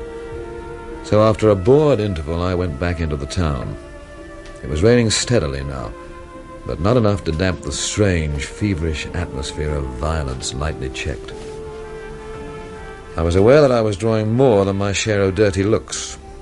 I tried not to let them worry me. It wasn't my fault that I came from the leper colony. On an impulse, I walked into the police station and asked to see Inspector Gordon. Now, Gardiner, have you come to hear my apology? Have you one to offer? Yes. I was a bit rough on you last night. I healed quickly. Right. Then what's on your mind? Have you decided that it was really the butler who did it all the time? I've decided I don't like the feeling that's building up in this town. It'll blow itself out. Will it? It did before. Nobody mentioned names before. What do you suggest? Well, couldn't you take the Mortons into protective custody? Oh, I'm afraid that's not on. Come in. Yes, what is it? Mr. Dunsmuir, the bank manager, sir. I'll ask him to wait a second. Yes, sir. Well, there's glory for you, keeping a bank manager waiting. Glory indeed. Well, I suppose I better... No, don't go. Gardiner, I have the feeling that you have the feeling that I've just been sitting around and letting things happen. I didn't say... You didn't have to. So? So I want you to stay and hear what the bank manager has to say. I thought they were programmed only to say no. Constable. Yes, sir? Let's have Mr. Dunsmuir in now. Will you come in now, Mr. Dunsmuir? Thank you, Constable. Good morning, Inspector. Good morning, Mr. Dunsmuir. Filthy morning. Filthy. 'Tis indeed. This is Mr. Gardiner, a colleague from London. How are you? How do you do? No doubt you will be studying the differences in procedure between the legal systems of England and Scotland. Oh, just so. You see, Gardiner, I asked Mr. Dunsmuir to provide me with some details of the bank accounts of two people we are interested in. I see. But before he could or would comply with my request, I had to obtain and produce a warrant from the sheriff to prove that my request was in the public interest. A commendable precaution. Yes, Mr. Gardiner. An Englishman's home may be his castle, but a Scotsman's bank account is equally sacred. Neatly put. Yes. Well, Inspector, to business. First, Jimmy Morton's account. There have been no actual deposits for about 4 years, but he's still very sound. Very sound. What about withdrawals? There are one or two things there. About 2.5 years ago, there was a withdrawal of £250. I remember it. Young Mr. Morton took it out in cash. 250, eh? Yes, but there was something before that. 6 years ago, young Mr. Morton instructed us to pay monthly £20 to a Miss Louisa Matthews, who lives in the neighbouring town. I've noted down her address. Thank you. Well, cherchez la femme. Perhaps, Mr. Gardiner, perhaps. Now, what else is there? Oh, yes. Just over 3 years ago, there began a series of withdrawals, irregular and almost capricious. The sums involved varied from £5 to £25. The money was always collected by Mr. Morton personally. I've made out a detailed list. Sure. Interesting. Very interesting. Now, about Mr. Morton's senior's account. I'm afraid that has always been subject to unpredictable withdrawals. He's something of a bibliophile. So I've heard this. Some of the books he bought were very expensive, and when he was going to a book sale, he used to draw out quite large sums in cash. I ventured to remonstrate with him once, but he said that cash transactions were simpler all the way round. Yeah. And this is a list of his various withdrawals? Yes. Well, thank you very much indeed, Mr. Dunsmuir. Your help has been invaluable. Oh. Well, delighted to be of assistance, Inspector. And between ourselves, rather thrilled. Oh? You know, I've been 40 years in banking, and this is the first time I've seen a sheriff's warrant. Well, good morning. Good morning, Mr. Dunsmuir. Thank you. Well, there you are, Gardiner. £20 a month to Miss Louisa Matthews. That seems clear enough. What about the 250? That isn't quite so clear. And the, what was it the man called them? The irregular and almost capricious payments? Dilia, obviously. Inspector. What the devil's the matter with you, Mackenzie? We've found it, sir. We've found the knife. I'll be right with you. Congratulations on opening a shut case. No, Gardiner. With a little luck, just shut. I left Gordon transformed into a series of official reflexes. Outside, the streets were animals. Growling, snarling, spitting, scratching, sharpening claws, bristling, practicing a dull roar. The news was getting round the wrong people. The whole town was, not so quietly, going mad.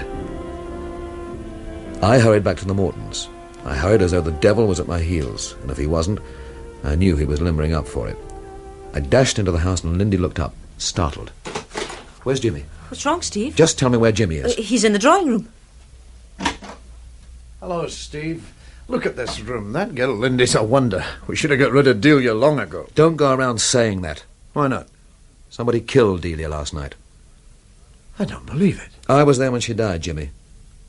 Where were you? What are you saying? She mentioned your name, also about the knife. The police are coming here. They know what she said, and they found the knife. Everybody in the town knows Jimmy, and they're feeling nasty, very nasty. I've got nothing to say. It's not going to be as easy as that. There's one question you're going to have to answer. Just one? Are you the kind man? And what am I supposed to say to that? A simple yes or no. Are you the kind man, Jimmy? Steve? What is it, Lindy? At the door. 2 policemen.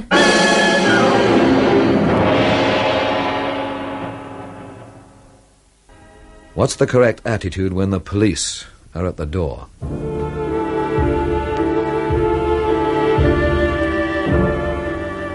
The policemen at the door were all blue serge and discomfort. They had come from somewhere in a hurry, and their faces were red and moist. Hello, Mackenzie. Inspector Gordon sent us here. And this is? Constable Robertson, sir. I should have thought the inspector would have wanted to make the arrest himself. Not a question of arrest, sir. Yet. No? There's trouble in the town. They've heard about, you know. Yes, I know. It started with a lot of hot-headed talk. Then it turned nasty. The inspector tried to reason with them, but... You can't reason with a mob. They're on their way now. I'd advise you to get out, sir. They'd tear me apart. Oh, you're a stranger. In their minds, I'm part of this household. Guilt by association. What's happening? We're all going to be lynched. Maybe if we could get the young lady out of the house. Why? Because there's a mob coming up from the town to tear it apart. This Dilia business. They've got it into their heads that Jimmy did it. Did I hear my name mentioned? You're in trouble, Jimmy. You mean you've only just found out? This is different. Listen. The vigilantes are coming. For you. Maybe I'd better go and meet them. No, sir. We couldn't allow that. Might be the simplest thing all the way round. It might, sir. But Constable Robertson and I were sent here to cope. It's our responsibility till Inspector Gordon sorts it all out. I hope he gives us a decent burial. If we could only get the young lady It's out. too late now. This crowd. There's a huge crowd coming up the hill. Bar the door, Robertson. Will someone explain? That crowd you saw is on its way here. To this house? Yes, Mr. Morton, and it's out for blood. But surely the police... There's only 2 of us, sir. We've sent out a call for help to the towns around, but it might be some time before it arrives. Incredible. What have we done to them? They've decided that Jimmy is the kind man. Jimmy? But that's... Dilia. Yes, of course, she's the cause of all this. Yes, she is. Yeah, I should have known she would be vindictive. When this nonsense is all over, I shall lodge a complaint about Dilia with the police. We'll not have far to look for her. She's in our mortuary. Delia's dead. Last night, sir. Yes. Yes, of course. She had to die, hadn't she? Break down the windows! Stand back from the windows. Oh, they don't believe in ringing doorbells, do they? Go out and talk to them, Constable. They'd trample him to death as soon as he opened the door. Hey, come on, Morton! Break down that door! Break it down! It looks as if they're fixing up some sort of battering ram. The door won't take much of that. We'd better all get upstairs. Then they'll have to come at us up that narrow staircase. They'll get themselves jammed, and we might be able to stand them off till Inspector Gordon gets here. I wish I had your touching faith in Inspector Gordon. The man's talking sense all the same. I don't think so. It'd swamp us in no time. Look, we've no time to argue. There's always time to argue. With a mob? Even with a mob. We'd better get upstairs quick, sir. I'm going to talk. But, Jimmy, you... I'm going to talk to them. You must be out of your mind. So everybody keeps suggesting. You'd be torn to pieces, sir. That's a chance I have to take. Oh, no, you won't. You'll get upstairs and I'll have to knock you cold and carry you. Don't try it, Steve. No, Steve, don't. Where did you get that shotgun, Lindy? I remembered seeing it in a cupboard yesterday when I was cleaning. Put it down, miss. No, it's loaded, both barrels, and I know how to use it. But Jimmy's right, they've got to be faced out. Well, what other chance do we have? Exactly. There they go with that battering ram. Look, it's only me they're after, and if this thing doesn't work, then it's only me they'll get. I don't want anything to happen to anyone else on my account. Inspector Gordon. To hell with Inspector Gordon. All right, Jimmy. Whatever you say. Fine. Let's open the door, then. All right, sir. Now! There he is! Get him! There's one shot left, and anybody can have it. Right then, go ahead, Jimmy. Well, my friends, you owe my father a new door. All you had to do was ring the bell, you know. Granted, we're not the most sociable family in the town, but we still answer the doorbell. Well, you're all here, aren't you? And I'm not going to pretend I'm delighted to see you. I'm not. But in a repulsive kind of way, I'm glad you came. I think we have things to discuss. And since I don't appear to have a great deal of future, well, all that means is there's no time like the present. Will you get a present? Let the man speak. I think he's got them, sir. It could still go either way. I'd like to tell you a story.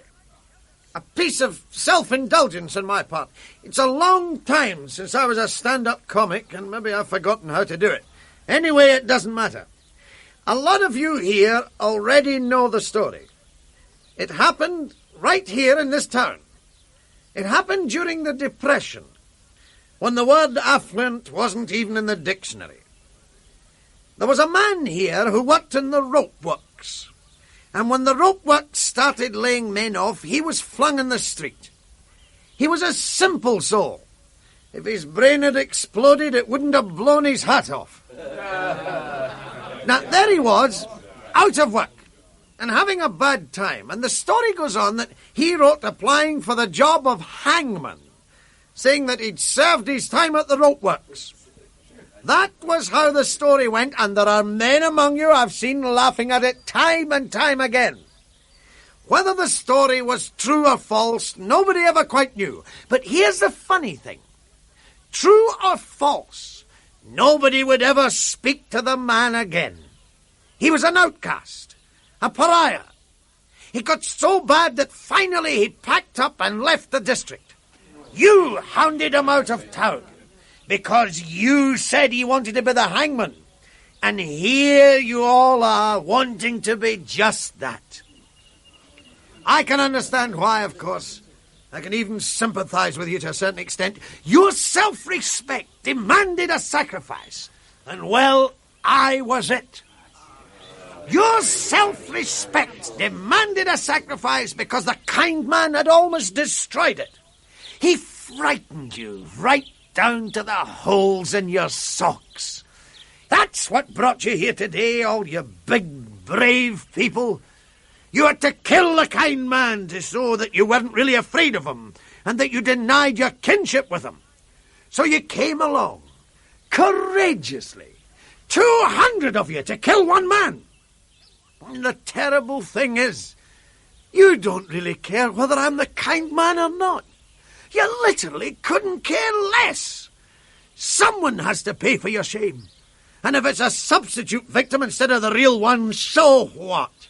It's the killing that really counts. That's that, then. Now here's a bit of information about the kind man. I can't say who he is because I don't know. But I do know who he isn't.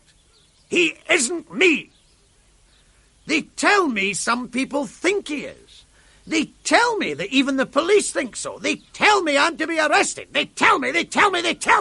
I'm sick and tired of them telling me. So I'm going to do a bit of telling for a change, and I might as well start with you. I just want to tell you two things. Firstly, I'm innocent. Secondly, to hell with a lot of you.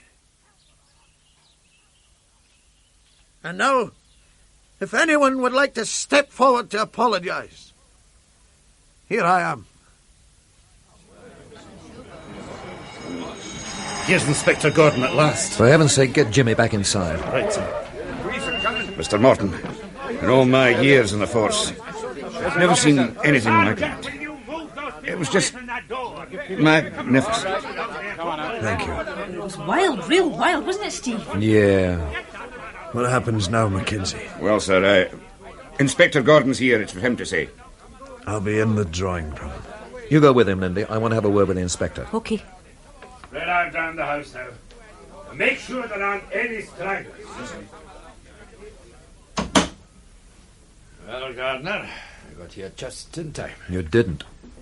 I thought... Mackenzie will tell you about it later. Any casualties? None. You don't seem exactly friendly, Gardiner. Please, no, not another one that wants to be loved. Oh, you wrong me, Gardiner. Where is he? In there. Right, let's get it over with. Are you charging him here? I'm not charging him at all, yet. I'd like to talk to him before you take him away. Well... Oh, come on, Inspector. I'm not going to bake a cake with a file in it. I only want to talk to the guy.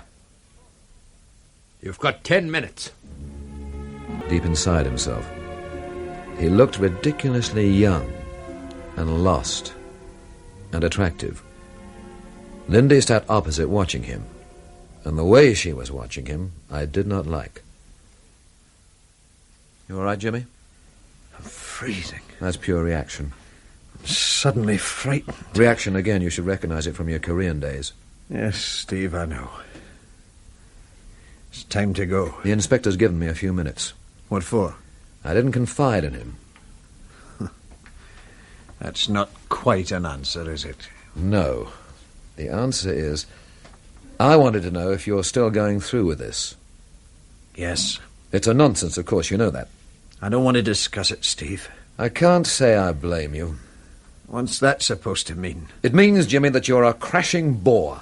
A self-indulgent, self-pitying, self-dramatizing, impossible bore. Come on, Steve, that's a bit strong. It's all right, Lindy. Now we're getting the Christian bit. He's turning the other cheek. Look, Steve. You're a hypocrite, a liar, and a coward. How can you say that after what happened out there just now? Shall I tell you what happened out there just now, shall I? What you saw out there was a piece of tatty old theatre, pure, unadulterated ham. Jimmy Morton, with his first audience for years. And he was willing to let it kill him, rather than miss the spotlight. Have you quite finished? No. Out there today, you were at least acting out your fantasy for 200 people. But who were you acting it out for during the past few years? What audience had you then? Yourself, Jimmy, that's who. You were acting out this lousy, stinking drama for yourself. And all the time people were dying. You realize that? People were dying. And you could have stopped it with a few words in the right place. But that would have spoilt the game, wouldn't it? All right, then. Now we've got a new thing starting, the martyr bit. But does that guarantee that innocent people are going to stop dying, does it? Here's my father. You'd better ask him. Well, I have the feeling that the inspector's becoming rather impatient, Jimmy. I'm ready when he is. I'm coming down to the police station with you. You don't have to, Father. Well, perhaps not, but I want to. Let's go, then. Well, there they go. And they deserve each other. You really lost your cool there, didn't you, Professor? Yeah, I did. You were jealous. I was what? I could see it in your face as soon as you walked in. Get you. You were, weren't you? I didn't like to think you were impressed by that piece of grandstand rubbish. Like I say, you were jealous. From where I was standing, you looked impressed. Do you know what I was thinking? I was watching him, all in love with himself and his secret sorrow, and I was thinking, what do I do to make him communicate? Do I let out a wild yell or take my clothes off or what? Well, you fooled me. Do you fancy me, Steve? Strongly. Stop sending me up. Of course I fancy you. You're a bird, aren't you? And I'm the greatest bird fancier of all time. I don't fancy you. At least not that way. Oh, well, I won't cry. I'll just try to pick up the shattered pieces of my life. It's a shame I don't fancy you. You see, you're straight.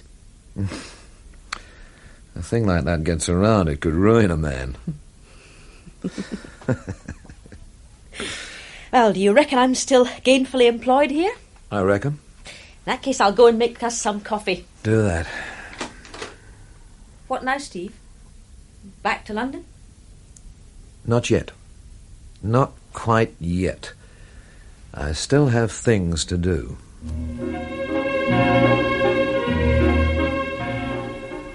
So, in the fullness of time, I went down into the town, now more than ever quiet and ashamed, hung over with the morning's near violence, and I took a bus into the next village. The village stood high on a hill, dozing across the sea. You could have counted the houses on the fingers of one hand. One of them was disguised as an antique shop. The oldest thing it had was a curling notice. Please prevent dogs from annoying cat when sleeping in the window. The last house was the one I was looking for, the house of one Miss Louisa Matthews. I don't know what I expected. Yes, I do. And so do you. But she wasn't. She was big and buxom, and as normal as fresh air. She made you think of milk and floury hands, and scrubbing brushes, and measles, and whooping cough. She was every mother that is, was, and ever shall be. Come in, come in. Thank you. The place is in a bit of a mess. You call this a mess? Well, let's just say I haven't tidied up yet. And now, Mr. Gardiner, did you say? That's right, yes. Sit down. Thank you. Oh, what can I do for you, Mr. Gardiner? How do you react to embarrassing questions? I thrive on them. Good. Try me with one. Right between the eyes? I like that kind best of all. Why does Jimmy Morton pay you £20 a month? Because he's one of the finest people I know. Which gets us exactly nowhere. Maybe if I knew more about what this is in aid of... It's in aid of Jimmy Morton. He's in terrible trouble. And what happens to him could depend on whether or not you've anything to tell me. If that's the case, then I'll tell you anything you want to know. I'll let the original question stand. I call myself Miss Louisa Matthews, but that's really my maiden name. And your married name? Mrs. Francis Lennox. Well, how about that? I see you've heard the name before. Oh, yes, indeed. Jimmy was one of the few people who knew. You see, Francis kept me a secret. He was a bit sensitive about me being 10 years older than he was. Then he went out and got himself killed. Yes. I think somehow I expected that. It was as though something like that had to happen to Francis. He had a kind of doom on him right from the day he was born. And I think he knew it.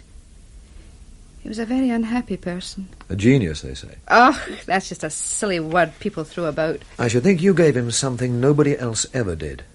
What would that be? Peace.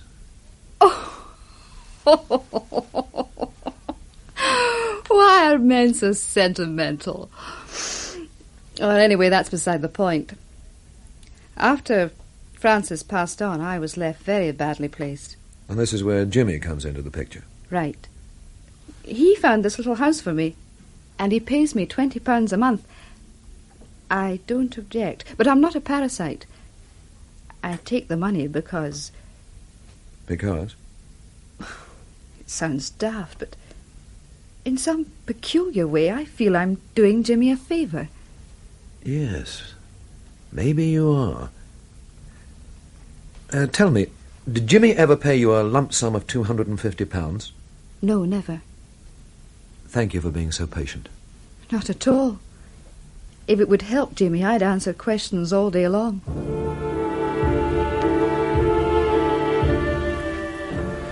I left the unexpected widow of the dead poet and caught a bedraggled bus. It wove its way through lanes and turnings, and every now and then the conductress would open the door and throw a newspaper at a garden gate. Once she missed, and smiled at me as though to say, oh, well, none of us is perfect. It was dark when we reached the kind man's town. There was light in Hughie McGuinness's tavern. There was Romy Foster, too. He was sprawling piratically against the glistening, swabbed counter, and as he might have put it, blackbearding the captives of his cutlass wit and Captain Kidding the grey town stolid merchantman. Gardiner, my metropolitan friend, come and astonish me with an intelligible sentence. What would you like to drink? A tankard of ale. Scotch for me, Hughie, enlargement, please. Right to Mr. Gardiner. Let us, you and I, Gardiner, settle ourselves in reposeful attitudes for a short, sharp session. I'm sorry, I can't wait long. Ah, the 20th century motto. You are all doomed hunters pursuing the frightful coronary. One large whiskey. And one pint. There's your drink. Ah, thank you. Slang. As you say.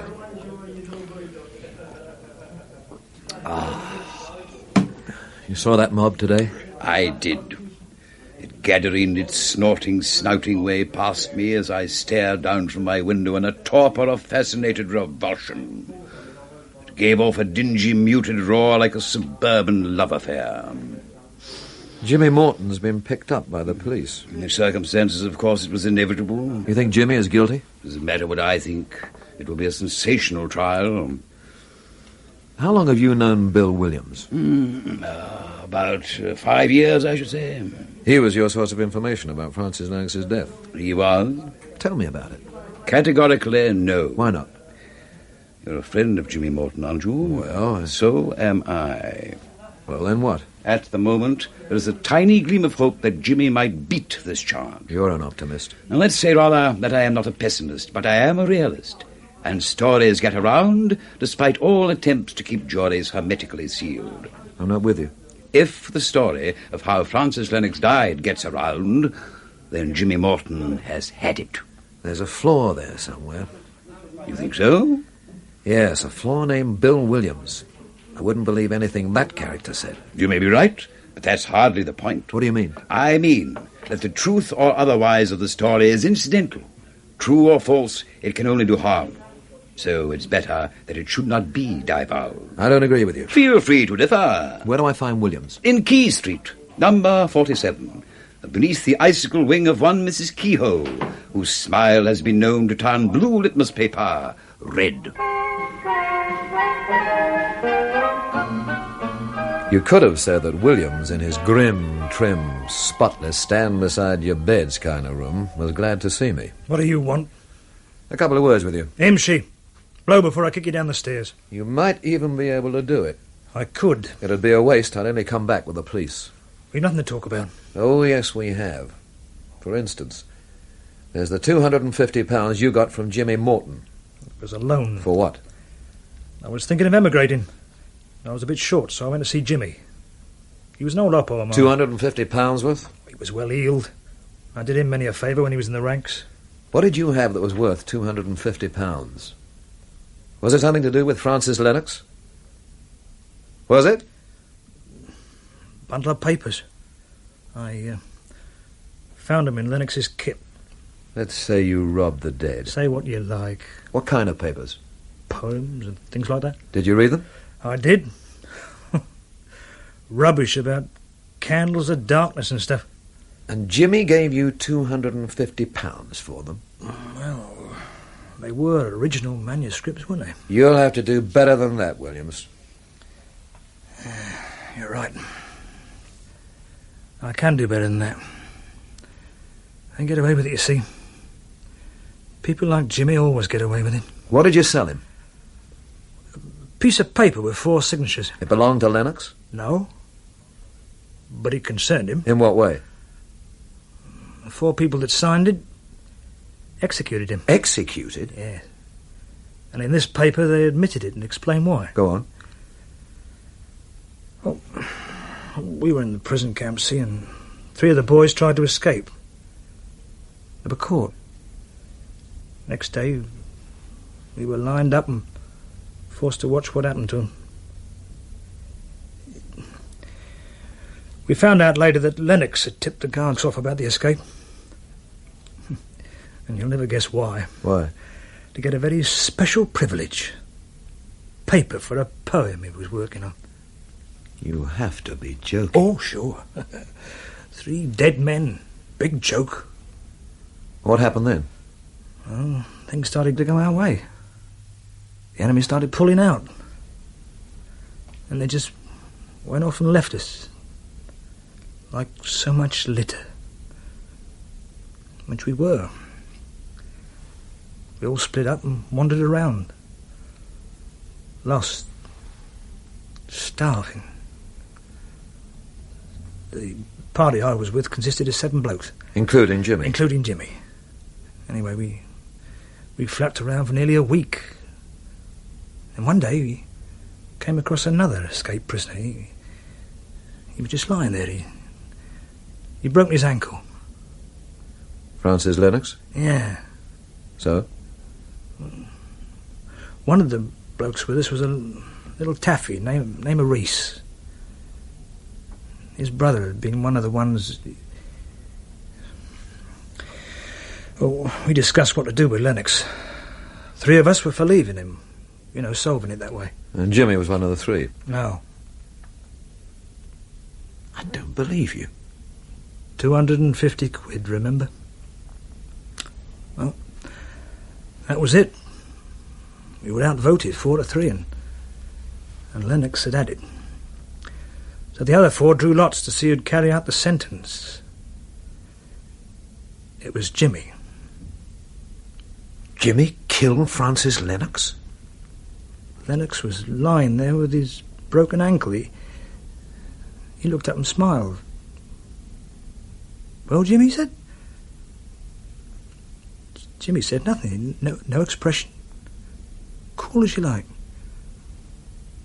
Just shot Lennox through the head. And they drew up this statement and all signed it. Right. Man, oh man. Oh, he's a weird character, is Jimmy. A very weird character indeed. Whatever that may be.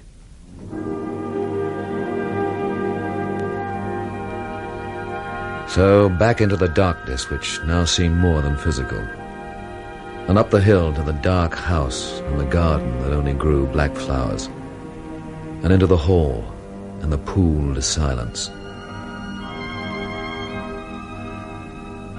And up the stairs past Lindy's room.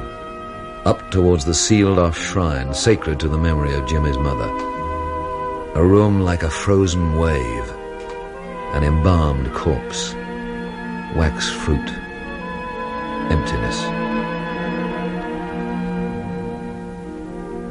Jimmy's father sat there alone, the keeper of the shrine.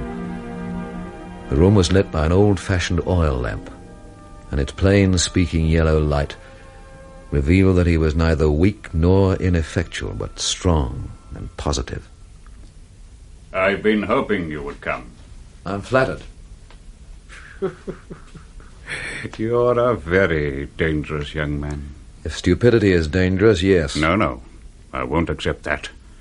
You've a quick brain and a certain, ruthlessness. And most dangerous of all, you don't look dangerous. Do you guess my weight as well? I was allowed to see Jimmy tonight. You did a good job there. I'm not at all sure I understand that. But Did you hear anything just now? Should I have done? No. And now you say it's been like that all day, and we laugh inordinately. I beg your pardon? It's nothing, an old joke. Mm-hmm. Cards on the table, yes? Nothing would please me more. Would you care to begin? Very well. I have a feeling that you have decided that I am the kind man. Put it this way.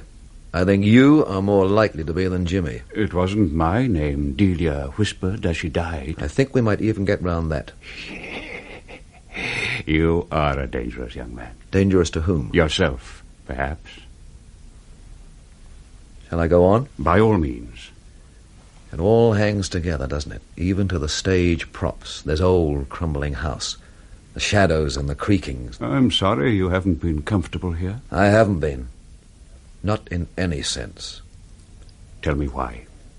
The night I arrived here, we had a rather odd conversation. You told me Jimmy's mother died giving birth to him. Yes. I got the ridiculous impression that night that you'd never quite forgiven Jimmy for being born.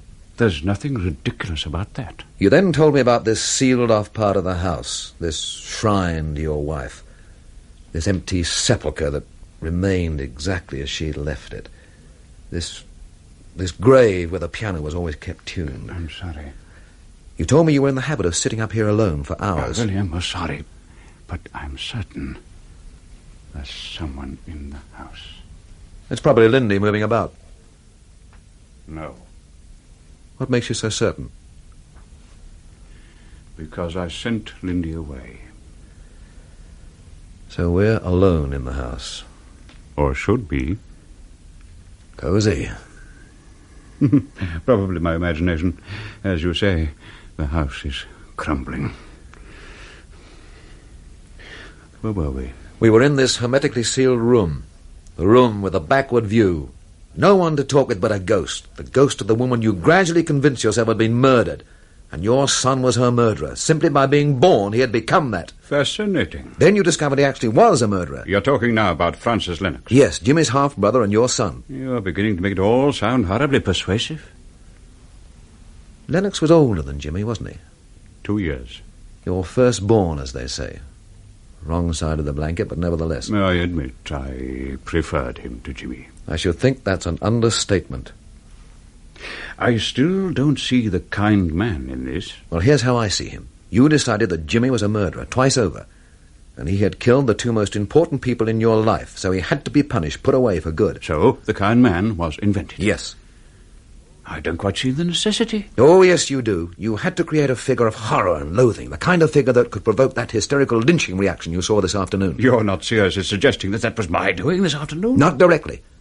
What I am suggesting is that you set up the conditions that created it. You astonish me. Are you still hearing things? I keep thinking I do. Oh, it's all in your head. What a terrifying head you seem to think I have. Oh, I do. How did you manage the business with the poems? Oh, that was simple.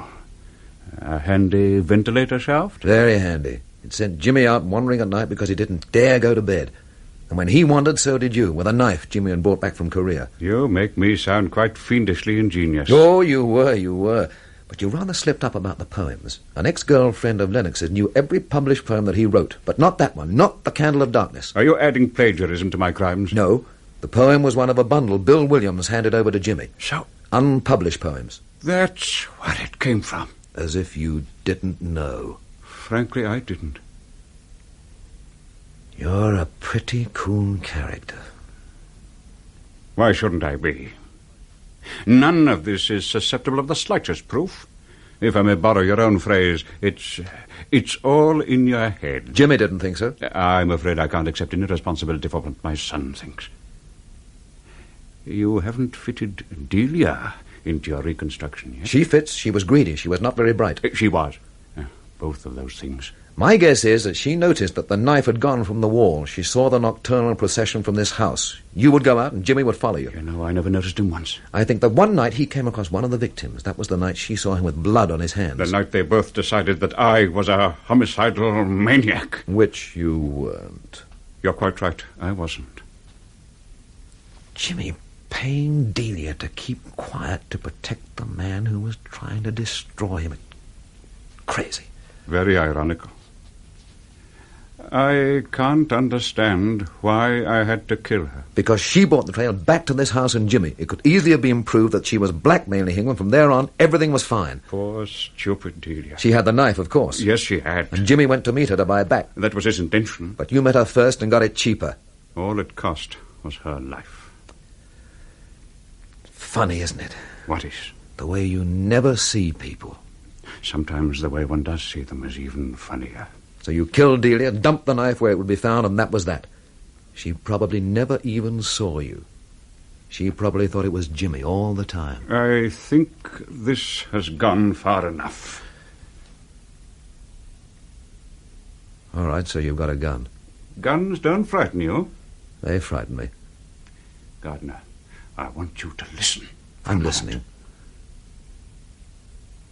You still can't hear anything. We've been through this routine before. I have the most extraordinarily acute hearing, and I tell you, someone came into this house very shortly after you did. Let's hope it's the police. It isn't. You know who it is? Yes. It's the kind man. What did you say? I'm afraid I misled you the other day. I am not Francis Lennox's father. He is the man who's on his way upstairs now. But I want you to stand over there, behind the curtains. Please, he's almost here. All right, then. You're quite a clever young man. You got everything almost right, except for one minor detail. You got the wrong murderer. I am a clever young man. Hurry, please, he's almost here.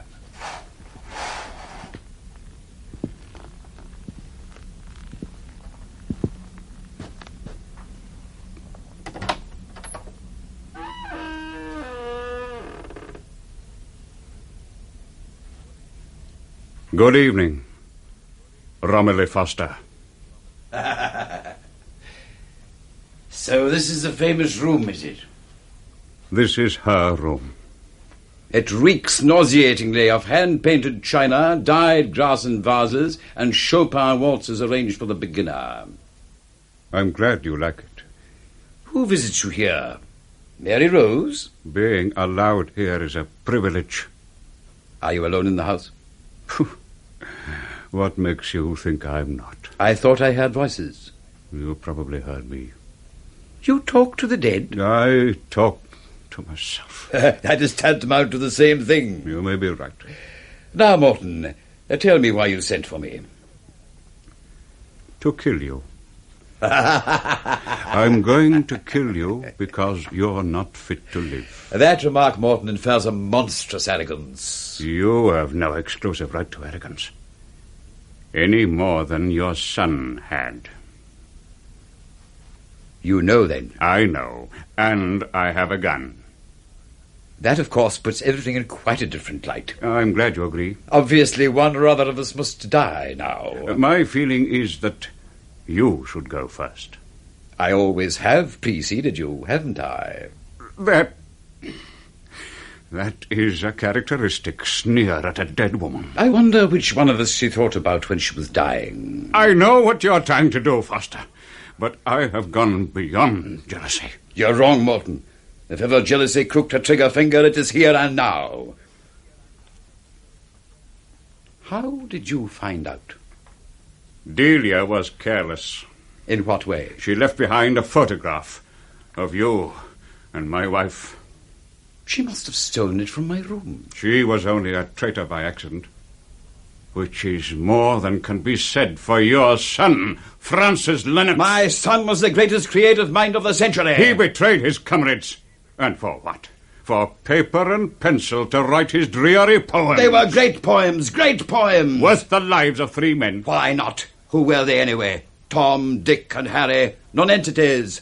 Men with no faces who dragged themselves up anonymously and lived lives as sterile as steel. They were human beings. The world's verminous with human beings. Every tick of the clock brings thousands of them, high shrilling into the world. Most of them scuttle across history like water beetles that never even pinprick the surface of the water. They eat and sleep and procreate and die in a dark, empty nothingness. But occasionally, one in every million is something different. A Shakespeare, a Mozart, a Michelangelo, a Francis Lennox. You see, that's the real point. That's the heart of the matter. Your son and his barbarian accomplices were patriots, but patriotism is only for the tribe.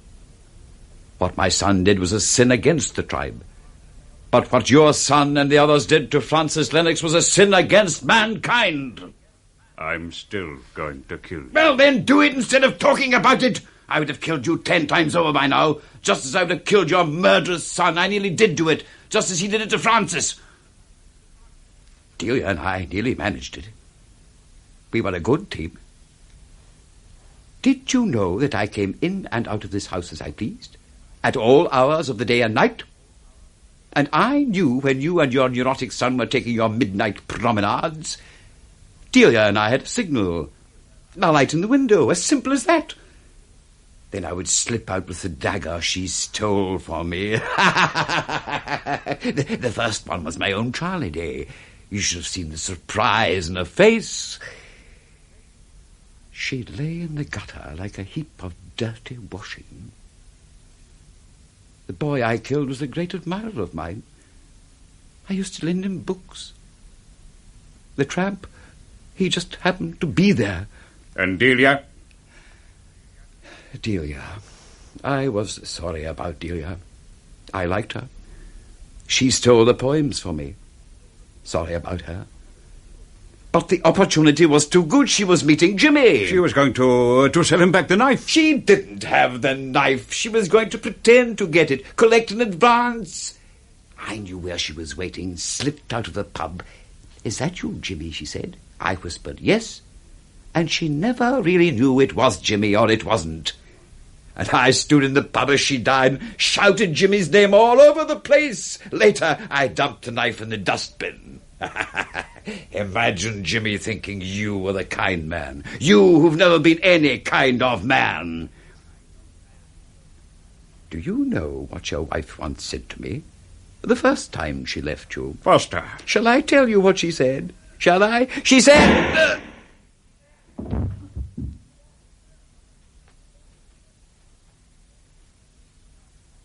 You can come out now, Gardiner.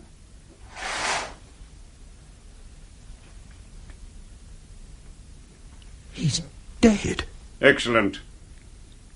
You didn't have to kill him. He was a dangerous maniac. You still didn't have to kill him. He was attacking me. No, he wasn't. He was attacking me, and I defended myself. That's not the way I saw it. You were behind a curtain. That's what the story's going to be, is it? My word against yours, if necessary. But, man, you shot him down. You just shot him down. He was mad. And what are you? I am quite coldly sane. Yes. Yes, I believe you are. And now the police, perhaps? Or shall I help you bury him in the garden? I don't like sick jokes, Gardiner. I'm not hooked on them myself. And tonight is the sickest joke I've come across in a long time. A man came here who had killed 4 people. He tried to attack me, and I was forced to defend myself. And you just happened to have a gun. Which I have had in the same place for years. And the rest of the story? It can all go in. As long as it ends up with him attacking and you defending. Yes. Big swinging lie. No, Gardiner. The simplest thing.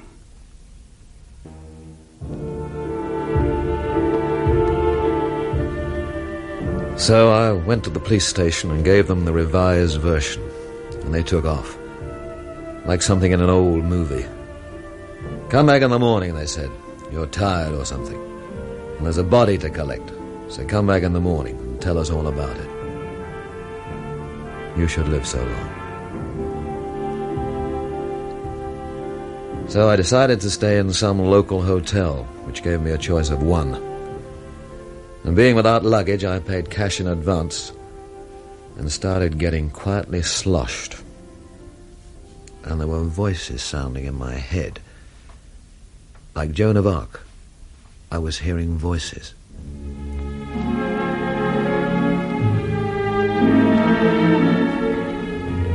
If ever jealousy crooked a trigger finger, it is here and now. Voices. A man came here who had killed 4 people. He tried to attack me, and I was forced to defend myself. Voices. The first one was my own lady. You should have seen the surprise in her face. Voices. I don't like sick jokes, Gardiner. Voices. He was just reaching the peak of his powers. There was no limit to what he might have done had he lived. Had he lived. Had he lived.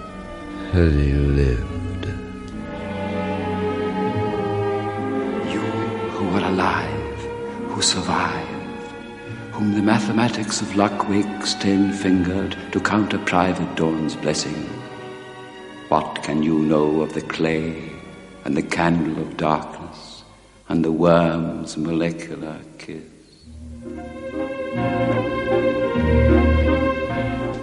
Then the voices were gone, and I got up and went out into the clear, hard night, and was surprised to find that there were stars and salt in the sea wind. And it was not even particularly late, and the kind man would never walk the streets again.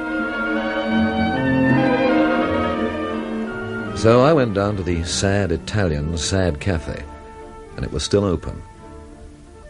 And she was there, alone at a table, reading a paperback. The prettiest girl that e'er I saw was sucking paperbacks through a straw. You've been drinking. As they say up here, I have been having a refreshment.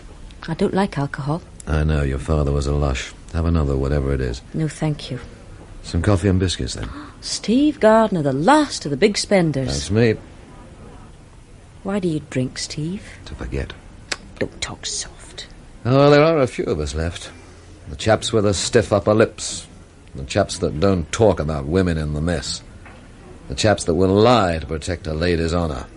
You're not making sense. I am to myself. Well, share it. Why not? You found the photograph after all. You mean that one of Mr. Morton and his wife? I mean that one of Romy Foster and Mr. Morton's wife. You're joking. I was present at the confrontation. The old eternal triangle. Jealousy and bitterness. You name it, they had it. Mr. Morton lied to us. Half lied. Jimmy Morton and Francis Lennox were brothers, all right, but different fathers. You dig? That's what you meant about protecting a lady's honour. That was why he lied. That's why. It doesn't sound like it stayed protected. Oh, it didn't. I've got to get out of this rotten little town. What's this? Come to London with me, Lindy. Oh, now, wait a minute. I'm serious. You want to come to London, don't you? Well, I reckon that one day I would have to. We can leave tomorrow. I'd have to know what I'm letting myself in for. No strings. You don't fancy me, remember? I remember.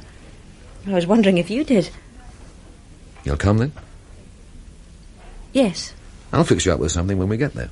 Oh, great. Why the big rush? Because I want to get away from this evil place. And I don't want anybody I like staying behind. Evil? That's a bit strong, isn't it? Dreary, yes, but evil. I saw a cold-blooded murder tonight. Steve. Straight up. What's the thing to do when you've seen a cold-blooded murder? Go to the police. You're absolutely right. Absolutely right. I'll pick you up in the morning, here, about 10.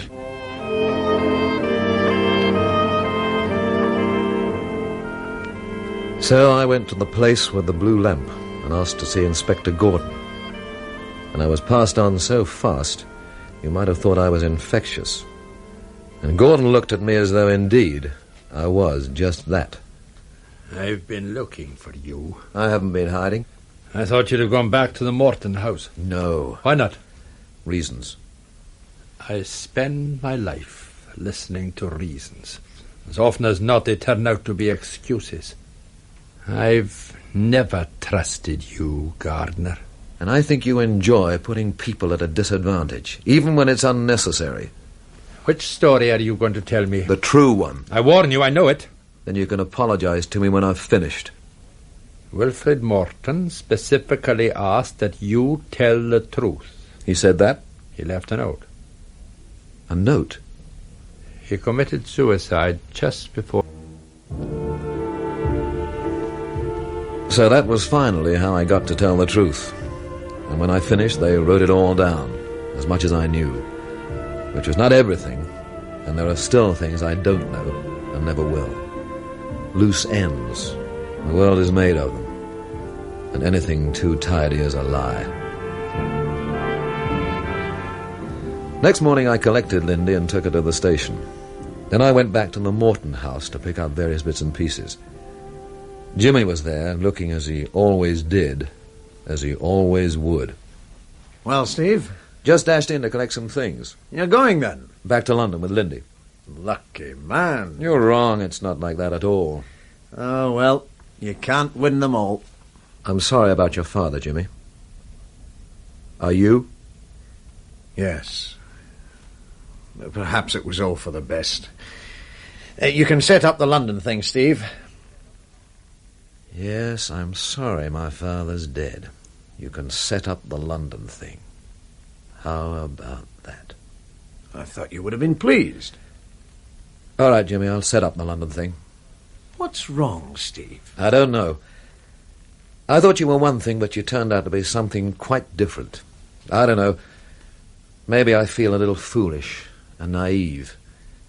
Maybe I'm squeamish, not digging people who shoot other people through the head and think nothing of it. Could be I worry unduly about the kind of person who thinks he knows who's butchering person after person and says nothing. I don't know. Steve, you don't understand. I thought it was my father. No, Jimmy. You just didn't care.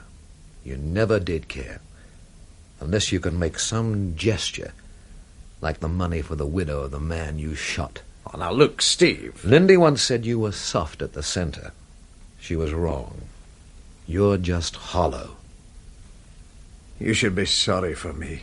Maybe I should be, but I'm not. Probably see you around London. Probably.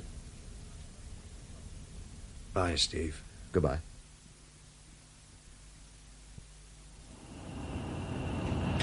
Come on, you'll miss the train. Porter, take the bags. How can I never order porters around like that? Here you are, madam. Madam, did you get that? Wow. First class and everything. That's not the way a madam reacts. Tip the man. That's just what I'm doing. Thank you, sir. I hope you enjoyed your stay. It was hilarious. And look what he's taking back with him. It's not a bad week down at all. Quiet, you know, nothing ever happens. But not a bad week down at all. In The Candle of Darkness, Steve Gardiner was played by Teddy Johnson, Wilfred Morton by Leonard Maguire, Romy Foster by Douglas Murchie. Lindy Marshall was played by Hannah Gordon, Jimmy Morton by Jimmy Logan, Detective Inspector Gordon Mutri Kelsall, and the porter Eric Whiteman.